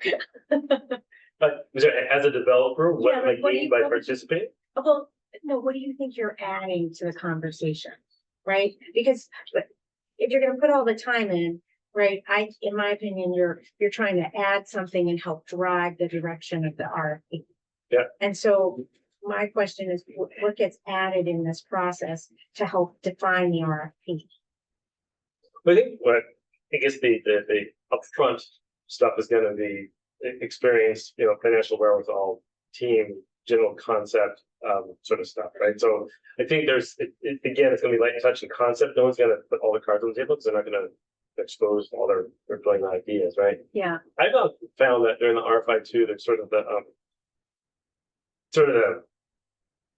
the back channeling, the chatter in the marketplace. Yeah. That I've always just gleaned things from, Mhm. right? Just that, I heard that entity's doing this, and I kind of think about it this way. There's just a lot of interest in hotels or a cultural center or whatever it is. I just think it's more just market chatter. It's light. It's not. I mean, you're right. There's nothing like meaningfully material, but I just think there's enough there for the market chatter to start to glean ideas. What's the interest? What are developers thinking about or interested in?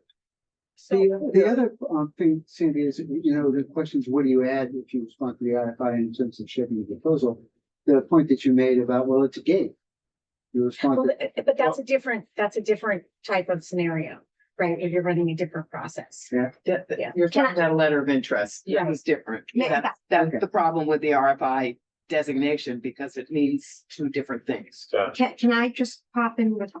one thing? And I can't answer in terms of what it brings to a developer to respond to that, but what I can say in terms of moving an eventual project forward through zoning changes in town meeting and gaining public support. I think based on the feedback that I heard from the public over my year in the committee, I think it would help us a lot with the public to be able to show, no, we didn't just pull these numbers out of nowhere. We did inspect MC, pull them out of nowhere. But no, in real life, real developers are saying that if you want 350 parking spots, we, the developer, would want to put in this many units of housing and this much retail space or whatever. And it might help us to have that data to back up our next step to the public. And I'm sure, But I would suggest that you're not gonna go for real zoning and real political change, for real zoning change until you have a specific proposal. Because as we saw in Chestnut Hill, people need to see the project before they're willing to vote on zoning. They don't do it about white boxes. It that's not doesn't work. exactly what happened with Chestnut Hill. No, it because is we voted- exactly what happened. But we That's- voted for zoning for more than just that one project. Not a lot, Well, a little bit more than just that one There project. was a little bit of a tail. And I think there might be something to be said for looking at the order in which those things are done, depending on how much. what you're asking for is for the town to develop an RFP, a project. Or you could go through the RFI step that leads to an RFP. That's what we The want. RFI. But an RFI is a real gating mechanism. It generates interest and generates buzz. Right. So what, I'm confused now. Because the way it was being represented was the RFI was just out there floating and there was no obligation Oh, to continue with the process. George, you're talking about a letter of interest. Request for letters of interest. Maybe This is- maybe we're using for your sake the wrong term. No, I'm Yeah, saying, Meredith I wants to said that finish at the the committee presentation. meeting. no, I'm saying that the RFI or letter of interest obligates the town to proceed with an RFP. This doesn't, Ken, you wanted to say something? Yeah, Had so her hand I up too. raised a lot of questions in a memo that I Yeah. circulated and I want to me, there's this presumption that there's more of a consensus on key parameters than I'm saying. I've looked at all the select board meetings and the committee meetings and read the reports. And I don't think there's a clear message you can send to any developers about who's responsible for what cost, the timing, the scale, or even what uses would be permitted as of right. And let me just run through some real quick things. There's a cost estimate on the mid-range of the sidewalk proposal of $35 million. That would be supported by parking fee revenues plus the NOI from 95 apartments. These are mid-range numbers and 8,000 square feet of space. So there's a fundamental question of how much that development would support the cost of the parking and the infrastructure and the service. And then there's been, statements, including our good chair here, Mike Salmon, who did double duty on this committee and on the CAG as well, that he didn't anticipate any the town assuming any substantial costs. However, I think that the first thing a developer would ask for is, let's use the town's AAA bond rating, because that would save 250 basis points on the financing. That's a hurdle that we should really very seriously discuss if you're going to start a conversation with a developer. There's also this, I think, a very wise recommendation in the study committee, probably informed by the disaster that is the Alewife station redevelopment, that there be an annual sinking fund.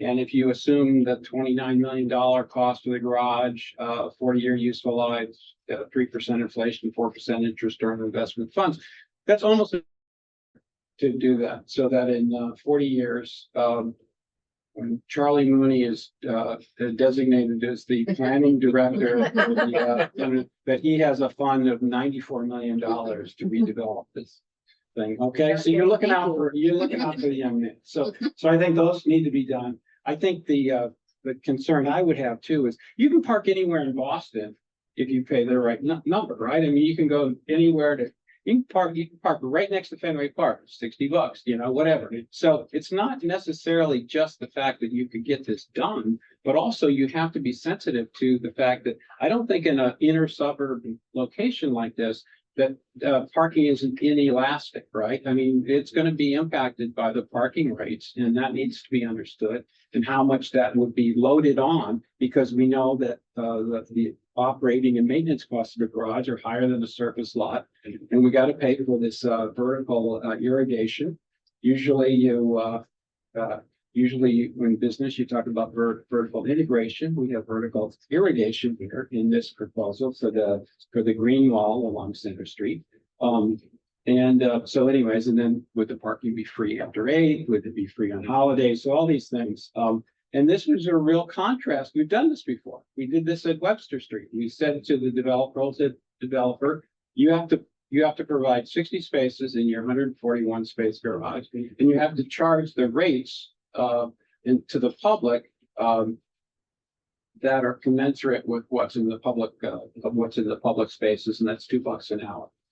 The other thing I would say that I'll be brief here, but this is very much a question about the fiscal impact on the town. I mean, you have to understand this isn't going to generate a lot from the new development. It's only 8% commercial if you look at it. I think those interior spaces aren't going to command premium rents. That's the basis, the assessed value. You look at the landlord reports, the NOI.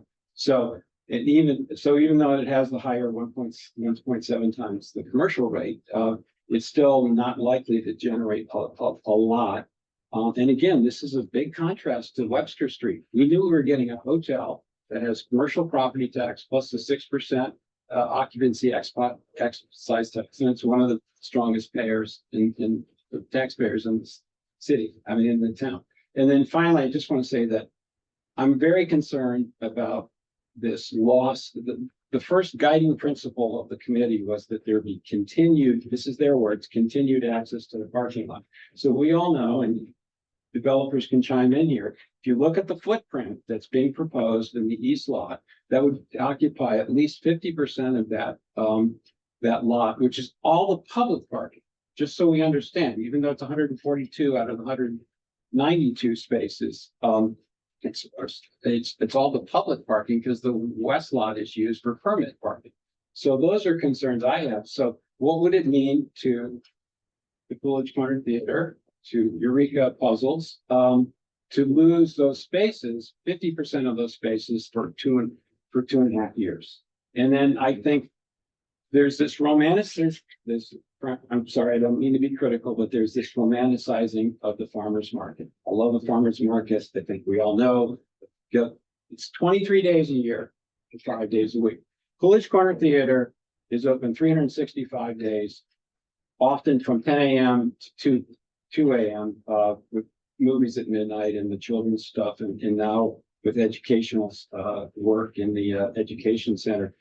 That's our anchor. That's what drives people, and that works in reverse. If there's some actions that are taken as part of this project that reduces ticket sales, well, that's going to impact book sales, puzzle sales, and more likely, bar and restaurant sales. So those are my concerns, and I really would question, the design review. People that aren't involved with town meeting, I just want to tell you, design requirements are a huge deal. The zoning we just passed, we've hardly touched on that at EDEP. There's a 74-page guide for design review. That was a part of the process. And design review matters. And of course, we all understand the cost implications. I mean, the form-based zoning that's right next door in the Harvard Street was adopted, heavily vetted. And, I doubt that that's something that maybe you want to just transport next door. That's probably something more flexible, but who knows? And then, so I just would encourage us as EDAB to look at what the opportunity costs are. I just want to throw in a bid that not only do we follow up on the Chestnut Hill site, but I think we might want to start looking at the 20 10th Street site as well, which is on the market for sale. It's 0.6 acres. And so there is an opportunity cost. I'm sorry. Thank you for listening.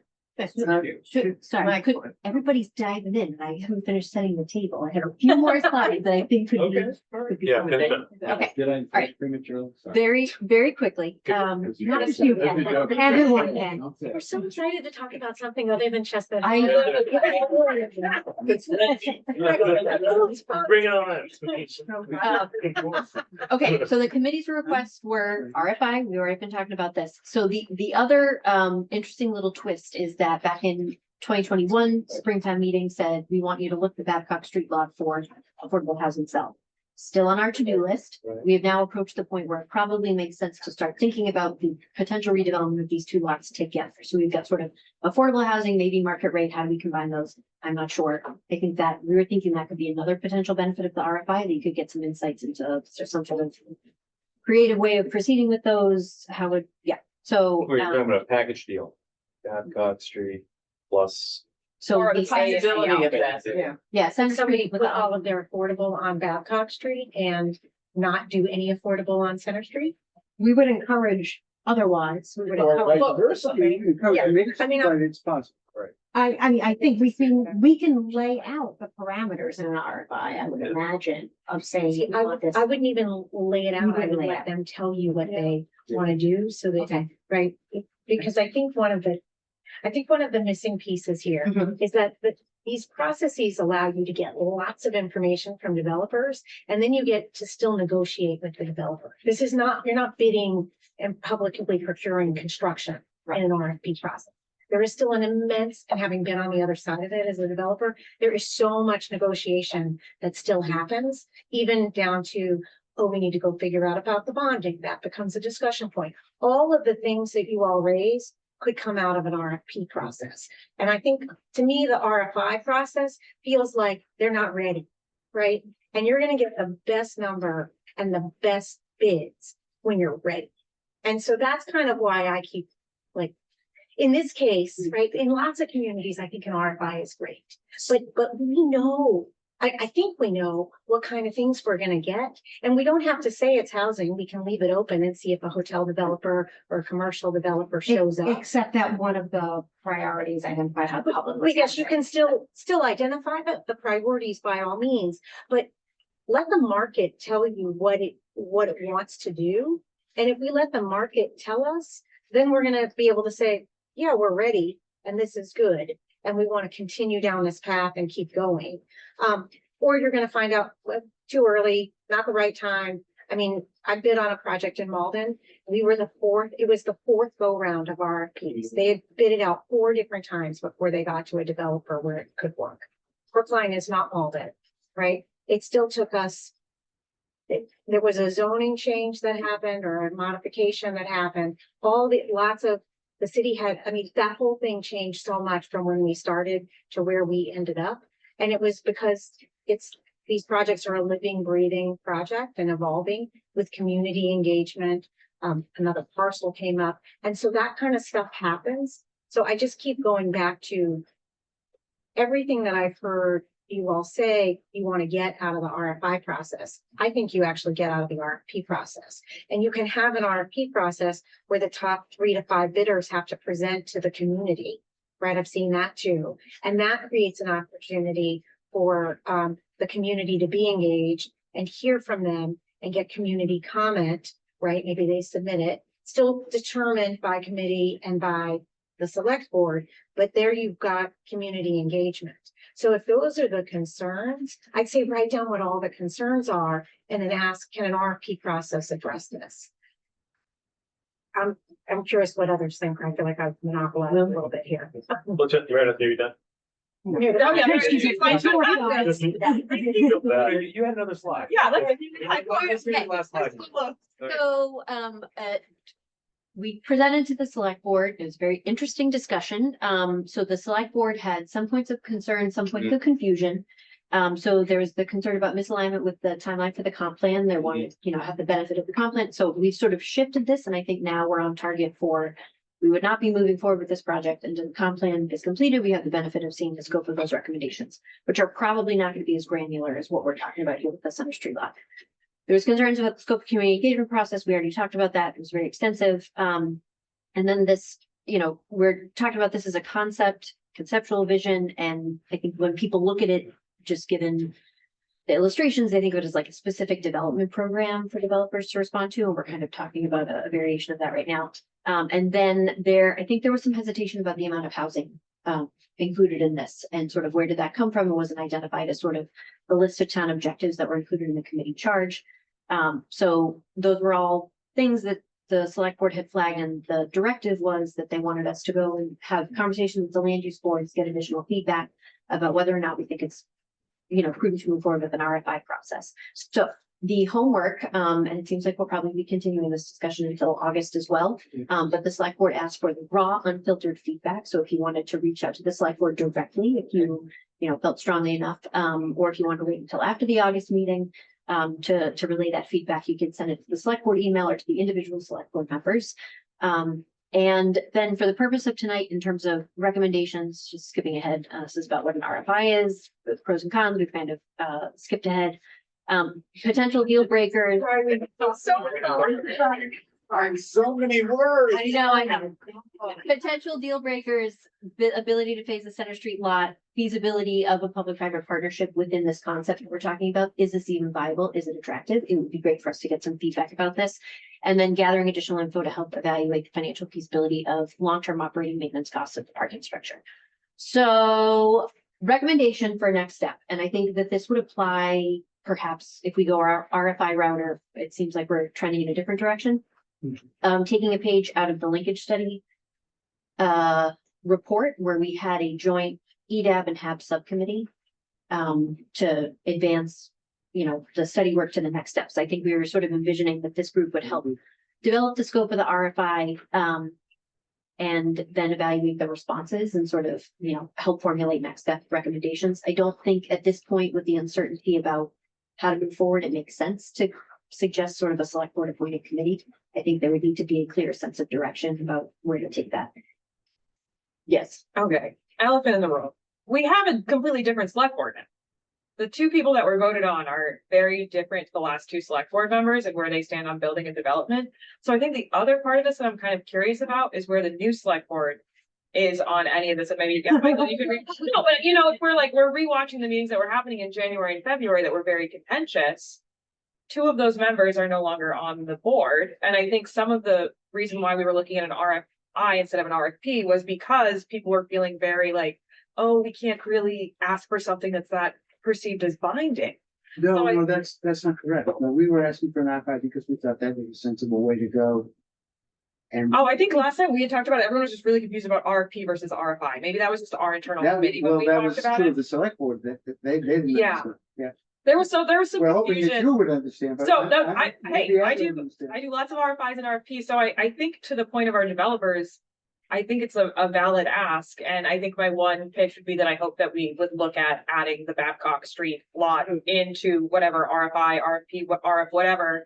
And again, give it back to the developers to say, what's financially viable? Because, nobody knows how much it costs to sink a parking spot until they learn about it through this presentation. They're like, wow, that's a lot of money for one sunken parking spot. So I think, while I'd like to see housing on it, I'd like to see commercial on it. I think it's also like really important for us to understand like what's the offset cost going to be. And no offense to myself, I can't tell you how to make that lot commercially viable, but developers who are in the market can. Okay, just a couple of Okay. things. I wanna let Michael respond, and then there are two people in the audience who, if you wanna say anything, it's close to 9. But I think, and we should check, just on the Babcock Street lot, wasn't there a town meeting vote to, was it just to look at it for affordable housing, or was affordable housing the only option in the town meeting vote? It was a Okay, resolution. so we need to, Was a resolution. Which we're on. it was a resolution, It was a resolution, and there was a select board committee that was appointed, they never got off the ground. right? Right, but I think we could, in a whatever combined request for something, say, whatever your total number of units are at Babcock, that number of units across those lots need to be, like Okay, however yeah. the map works. That site, Yeah, To no, preserve the spirit of I that, agree, I it's just perhaps a wanted, better way. it cites in the so housing, Michael, and then housing what, production.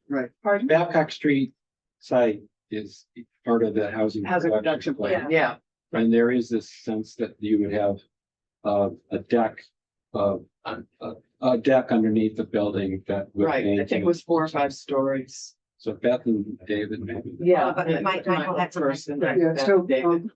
can I just say one, first of all, many of the things that Ken said, you're right. You're asking a lot of questions, and what we're open for is that we'll get some answers to some of those questions. And I don't know whether the mechanism for getting that answer has the initials RFI, RFP, or XYZ, and I don't care. What I'm interested in is what instrument would make sense, and you folks, if you feel like an RFP is the right title on the top of the document, great, okay? Obviously, that's a different document than what we were thinking of. And we'd want some, I think you want some help putting that together from you, to be sure. But the main thing that I want to disagree with is the comment about, well, it doesn't add very much. As the side lot doesn't add very much in terms of tax dollars. That's not the point. The point is, if we want tax dollars in the RFI, with the percentage dollar, we might do something. So you disagreeing that I disagree. I don't think that your point is a valid point. I think you're right. okay, It doesn't add very much in tax dollars, but that's just looking at that little space. The impact that it would have on the whole commercial area is something that David and Kathy can tell us about. And I don't know what Kathy's gonna say, but I do know what David's gonna say. I'd like him to say it. Do you mean that? That, I think you mean that. That's that. The only point I was gonna make to your question, Lily, about what the select board might actually think about this. Is that there is an item number 6A on tomorrow's workshop agenda, which is, and I'll just read it, presentation and discussion of future development and zoning project opportunities with the planning department review and possible vote of project prioritization schedule, which is like to help figure out like what we're gonna work on. And review of past project committees, either paused, Center Street lots, or moribund, Lower Boylston. And so my expectation in that discussion is that all of the information that is bubbling up here is going to be incorporated into the select board's consideration of like, what should we be directing staff to work on? Now, obviously, Center Street, because it's here and because it's been worked on and there's plenty of work to be done, it's a relatively forward-looking opportunity. Babcock Street similarly, you know, and another sort of elephant in the room on this is the fact that we have this proposed housing and hotel project in Coolidge Corner, which is currently not getting off the ground at Waldorf Durban. Right, Okay. so sort of all of these things are coming together in terms of the select board's consideration of prioritization, as well as, you know, ultimately what the any feedback that we get from the comprehensive plan. But because one of the select board's goals, you know, as defined in its 2030 roadmap, is to incentivize, you know, more commercial developments and improving our tax base in a variety of mechanisms, whether it's what you're talking about, improving our commercial development, or more directly, as we are trying to do with the Chestnut Hill commercial area. You know, this is a hot topic for the select board, and as you say, there are people there who are interested in moving this forward, and I'm not the only one. The most interesting question that I have sort of coming out of this discussion, you know, based on the experience that I and Meredith and all of us went through to get Chestnut Hill forward, moving, is, though you are correct, Shauna, that there were two parts. There was the project, which was City Realty, and then there was the vision, which was the other rest of the 27 acres. Is what we're doing here a project or a vision? Like, where are we in that process? And from my perspective, and I guess I would agree with you, Sandy, you know, I think if we are closer to a project, the closer we can get to a project faster, then we can realize the benefits of that project. Thank you. David and Beth, you want to say anything? Yes. Okay. Wanna go first? I should go first. So I think right after the last economic downturn, maybe not the last one, but 2008, 2010, we were starting to feel the retail pressure here in Coolidge Corner. And I worked with the town and we went on a study. You know, now I'm a simple guy, so I don't know, you know, necessarily all the equations or anything else. But nevertheless, when we said, let's go around and find out what the areas that are doing well have in common. And at the same time, let's look around and take a look at some places that are really falling down, to say, is there anything that we can see there that's in common? And the study was done with the CARE Act, when CARE Act first joined, Brookline. And one of the things that we found is that virtually every single center that was successful had a parking garage or structural parking built within that area, like the street. There's no parking garage there, really, but there's structural parking right there. They weren't even around at this point. But every of the other places that we visited, and we would drive up to 2 hours away to take a look at a place, had a parking garage. And it also had a number of different theatrical options, live venue, music. We've got the theater. And one of the key things with the theater now is with this expansion, it's going to bring more people. So, and of course, one of the third things that came out of that whole study is there was plenty of street life. It was friendly, and that friendliness was translated to having all these cafe tables around, having people be able to sit and talk to each other and, just observe what was going on. So what we tried to do here is to say, okay, what's the low hanging fruit? Parking garage certainly wasn't one of them, maybe getting another theater. I worked with Bobby for a little bit on the Sovereign Bank to try and turn that into a theater. too expensive, and now it's gonna become yet another Asian market, unfortunately. But cafe tables we could do. That we did, but it doesn't mean anything else was not important. So what I want to come back with is to say, guys, this is a great discussion, looking at some of the nuts and bolts.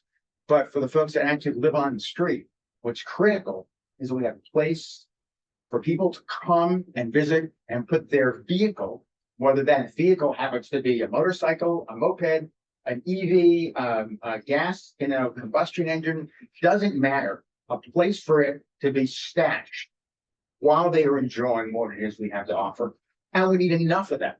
So if we look at all the different things that are happening, I mean, I did a little bit of work with, input output tables, and you start to say, hey, we've got the theater now with multiple theaters, right? We have multiple venues and activities going on. We're starting to have different festivals that are happening. All of these come with implication for requirements for people to come in, more vehicles to stash.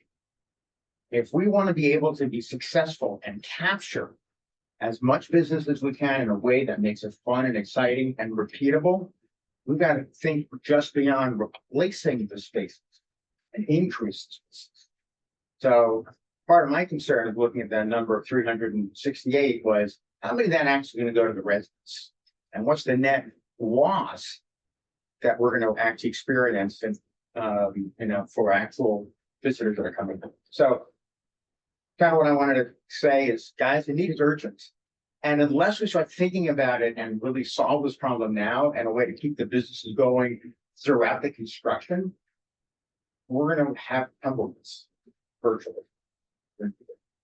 May I just very briefly address those points?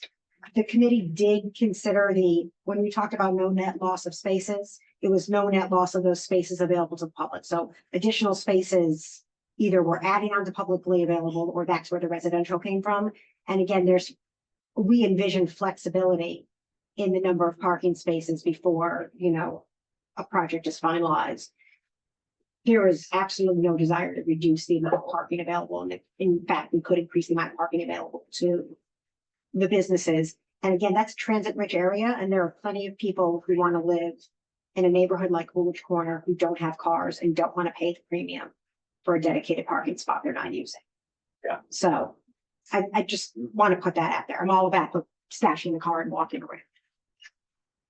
Beth, did you want to speak? Sure, I mean, I don't have the stirring remarks of my name is Beth Gilligan. I'm the executive director of the Coolidge. I've been in theater 17 years, but I'm relatively new to this role. Honestly came here to listen and learn. I've been following this casually, but sort of, wanted to hear the latest thinking. I would echo some of David's comments and Ken's comments. We do have concerns about disruptions as any project is underway, and we want careful planning, consideration of the impacts and what we can do to mitigate those effects. I mean, the Coolidge had a record year of attendance last year with the new screens. We're on track for yet another. We are drawing more people from many places. I mean, I was talking to the owner of Fire and Opal, and she was saying for Vista Vision, which is the format we showed, the Paul Thomas Anderson Oscar-winning film in, it was London, New York, LA, Brookline for that format. People were driving from out of state. Some people flew in. We have the New England exclusive 70mm for the new Steven Spielberg film, Disclosure Day, playing now.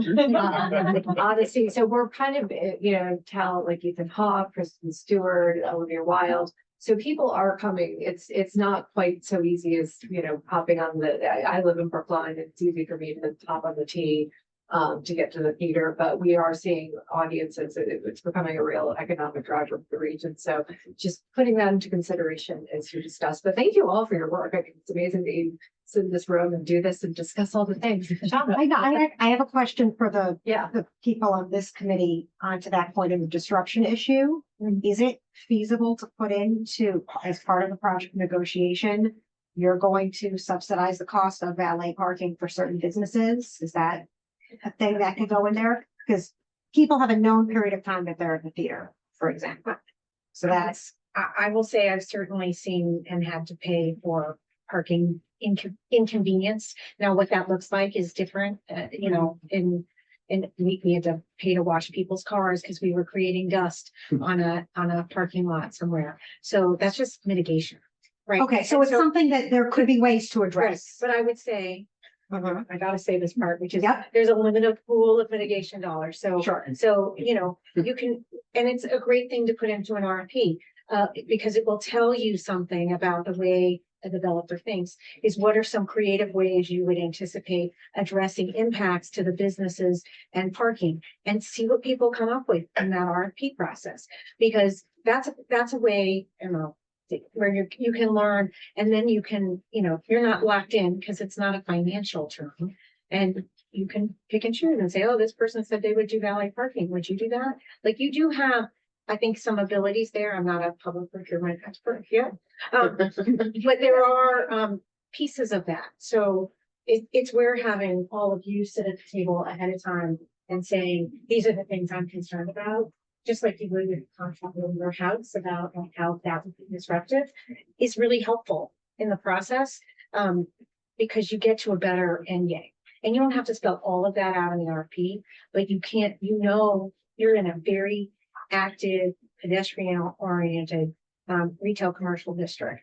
I think asking somebody to offset all of the parking that they're going to displace is a big ask, but asking them to, you know, work with the businesses to provide, you know, valet for a particular event, right? Big events, open night, something, so VIPs, et cetera. That's There creative. could be lots of different, Right. but it can go in there. That's what I was asking. So when the school was being reconstructed, the contractor came to us and the school came to us to say, look, we're gonna need to put our teachers somewhere. Can we use the Coolidge Corner lot during the day? Certainly in the morning when things aren't as busy.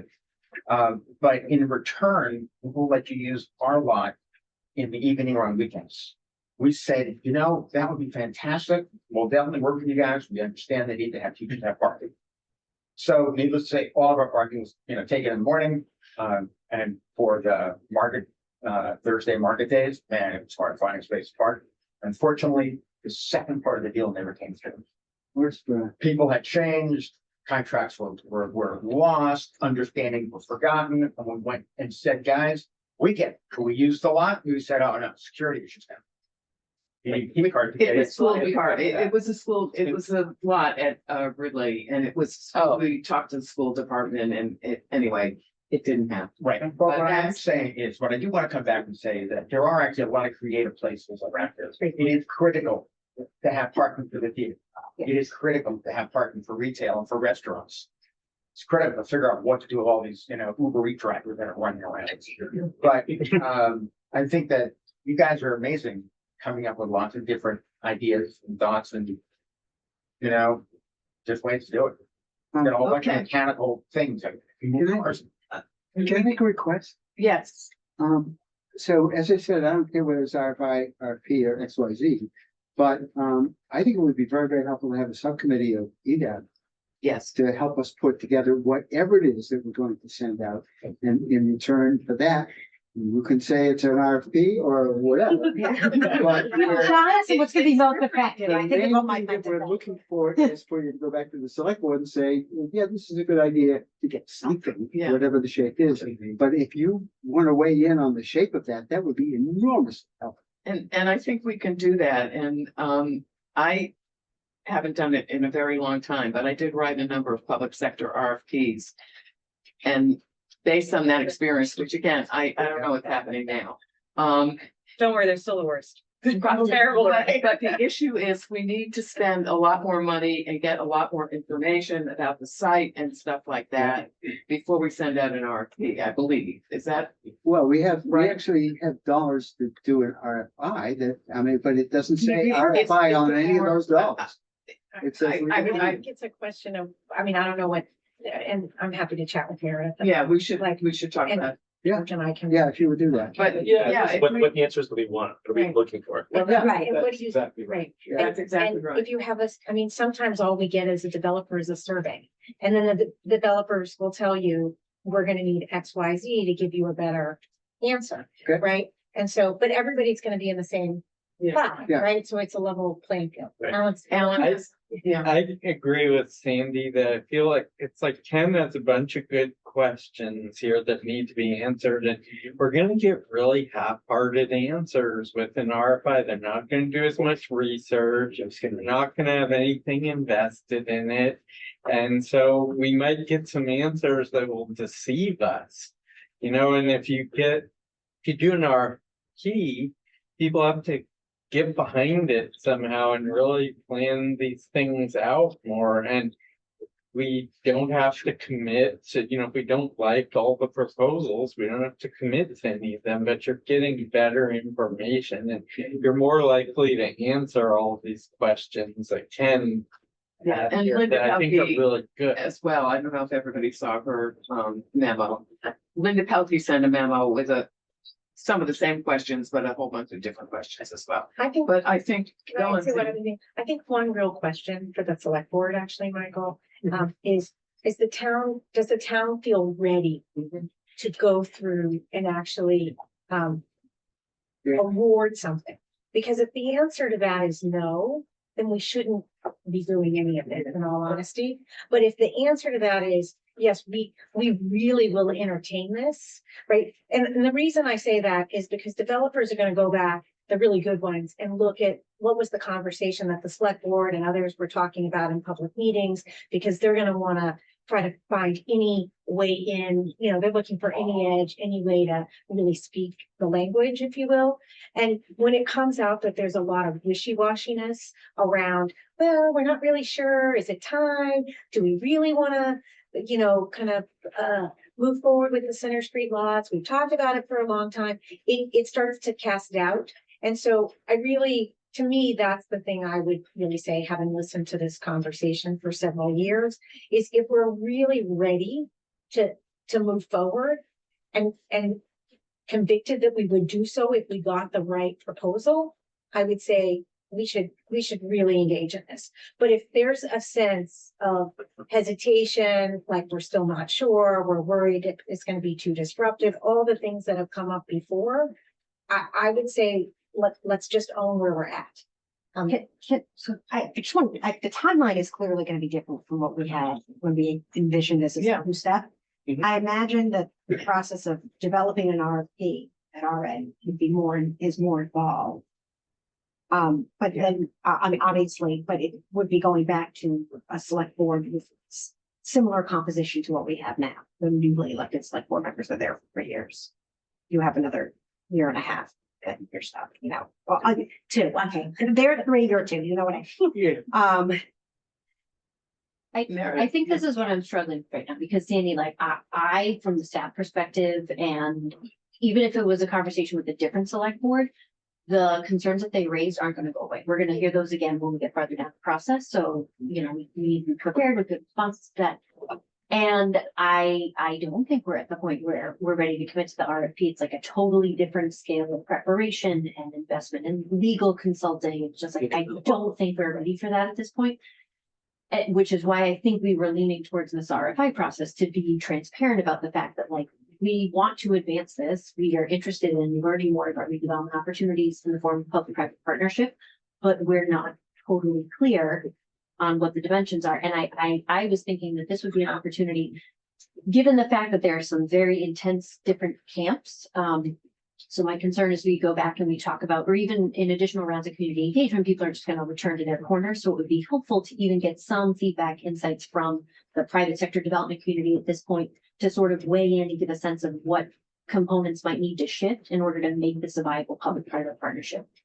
But it sounds like we can get that from an RFP. But I think the RFP, I think we're gonna get back to this in August, but I will come back with sort of RFI versus RFP in terms of level of investment. This is why I think the subcommittee from. Yeah, we need to do that. Yeah, maybe the subcommittee's first role is figuring out which of those it is. I also think that there's 2 different questions that Sandy was asking. And you answered one of them from the staff perspective, in terms of, like, are we ready to issue an RFP? And the answer to that is clearly no, because there's lots of information we need. We've got to understand the structure of it. But I think the other question here that you asked, which I hope we will actually talk about tomorrow, is are we ready to move forward if there is something that is the select board ready to move forward if there is a project before us that, you know, that we think is worthwhile? Right. Yeah. And I mean, I can't speak for the entire select board, obviously.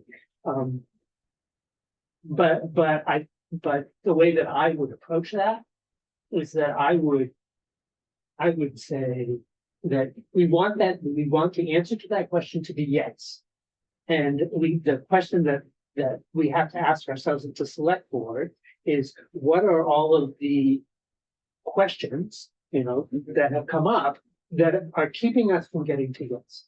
And some of the questions that have been raised, you know, may be blocking us from running an RFP process. But some of the questions that are being raised are questions that we expect to be answered through or beyond the RFP process, either in the projects that get submitted or in the negotiations that follow.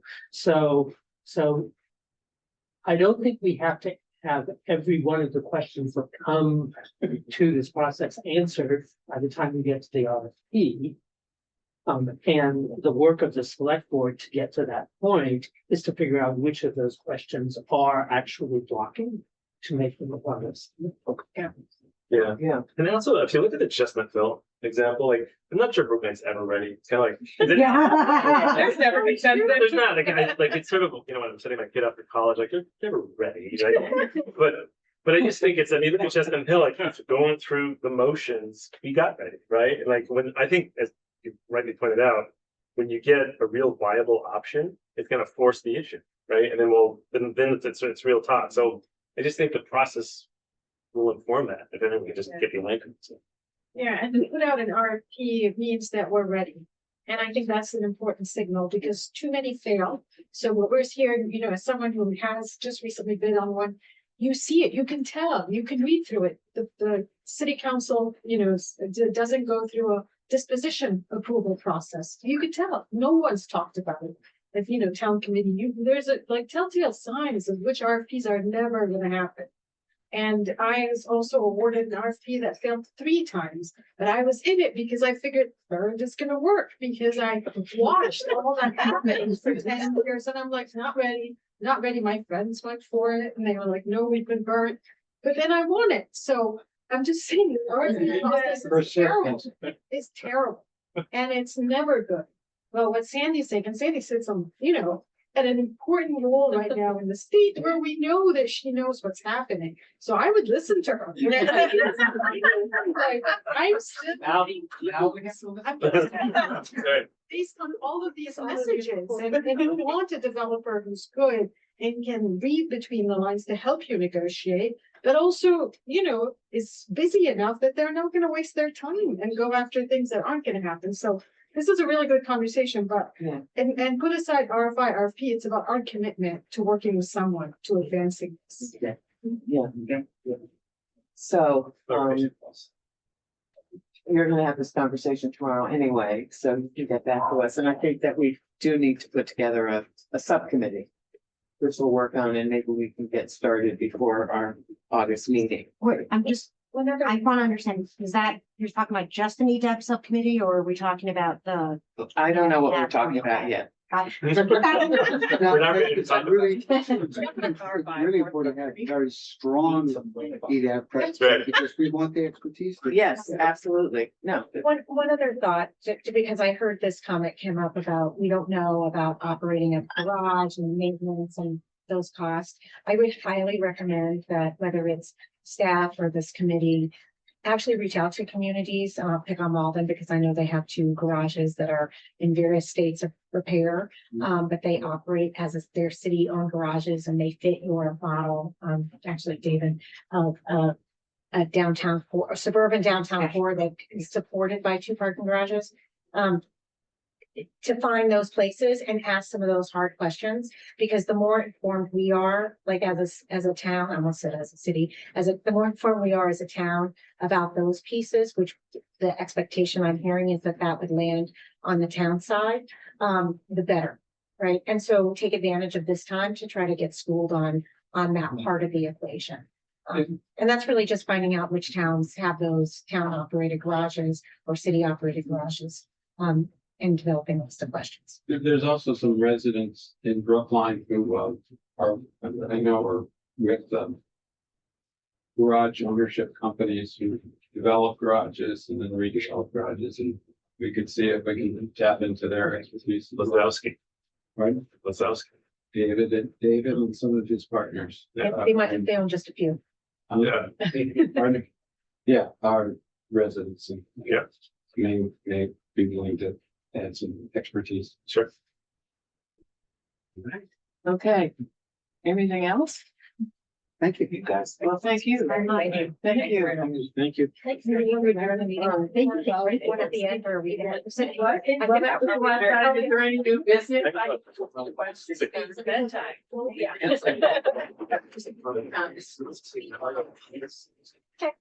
Yeah. It's fantastic. Sorry. Oh, second. Oh. There we go. Good.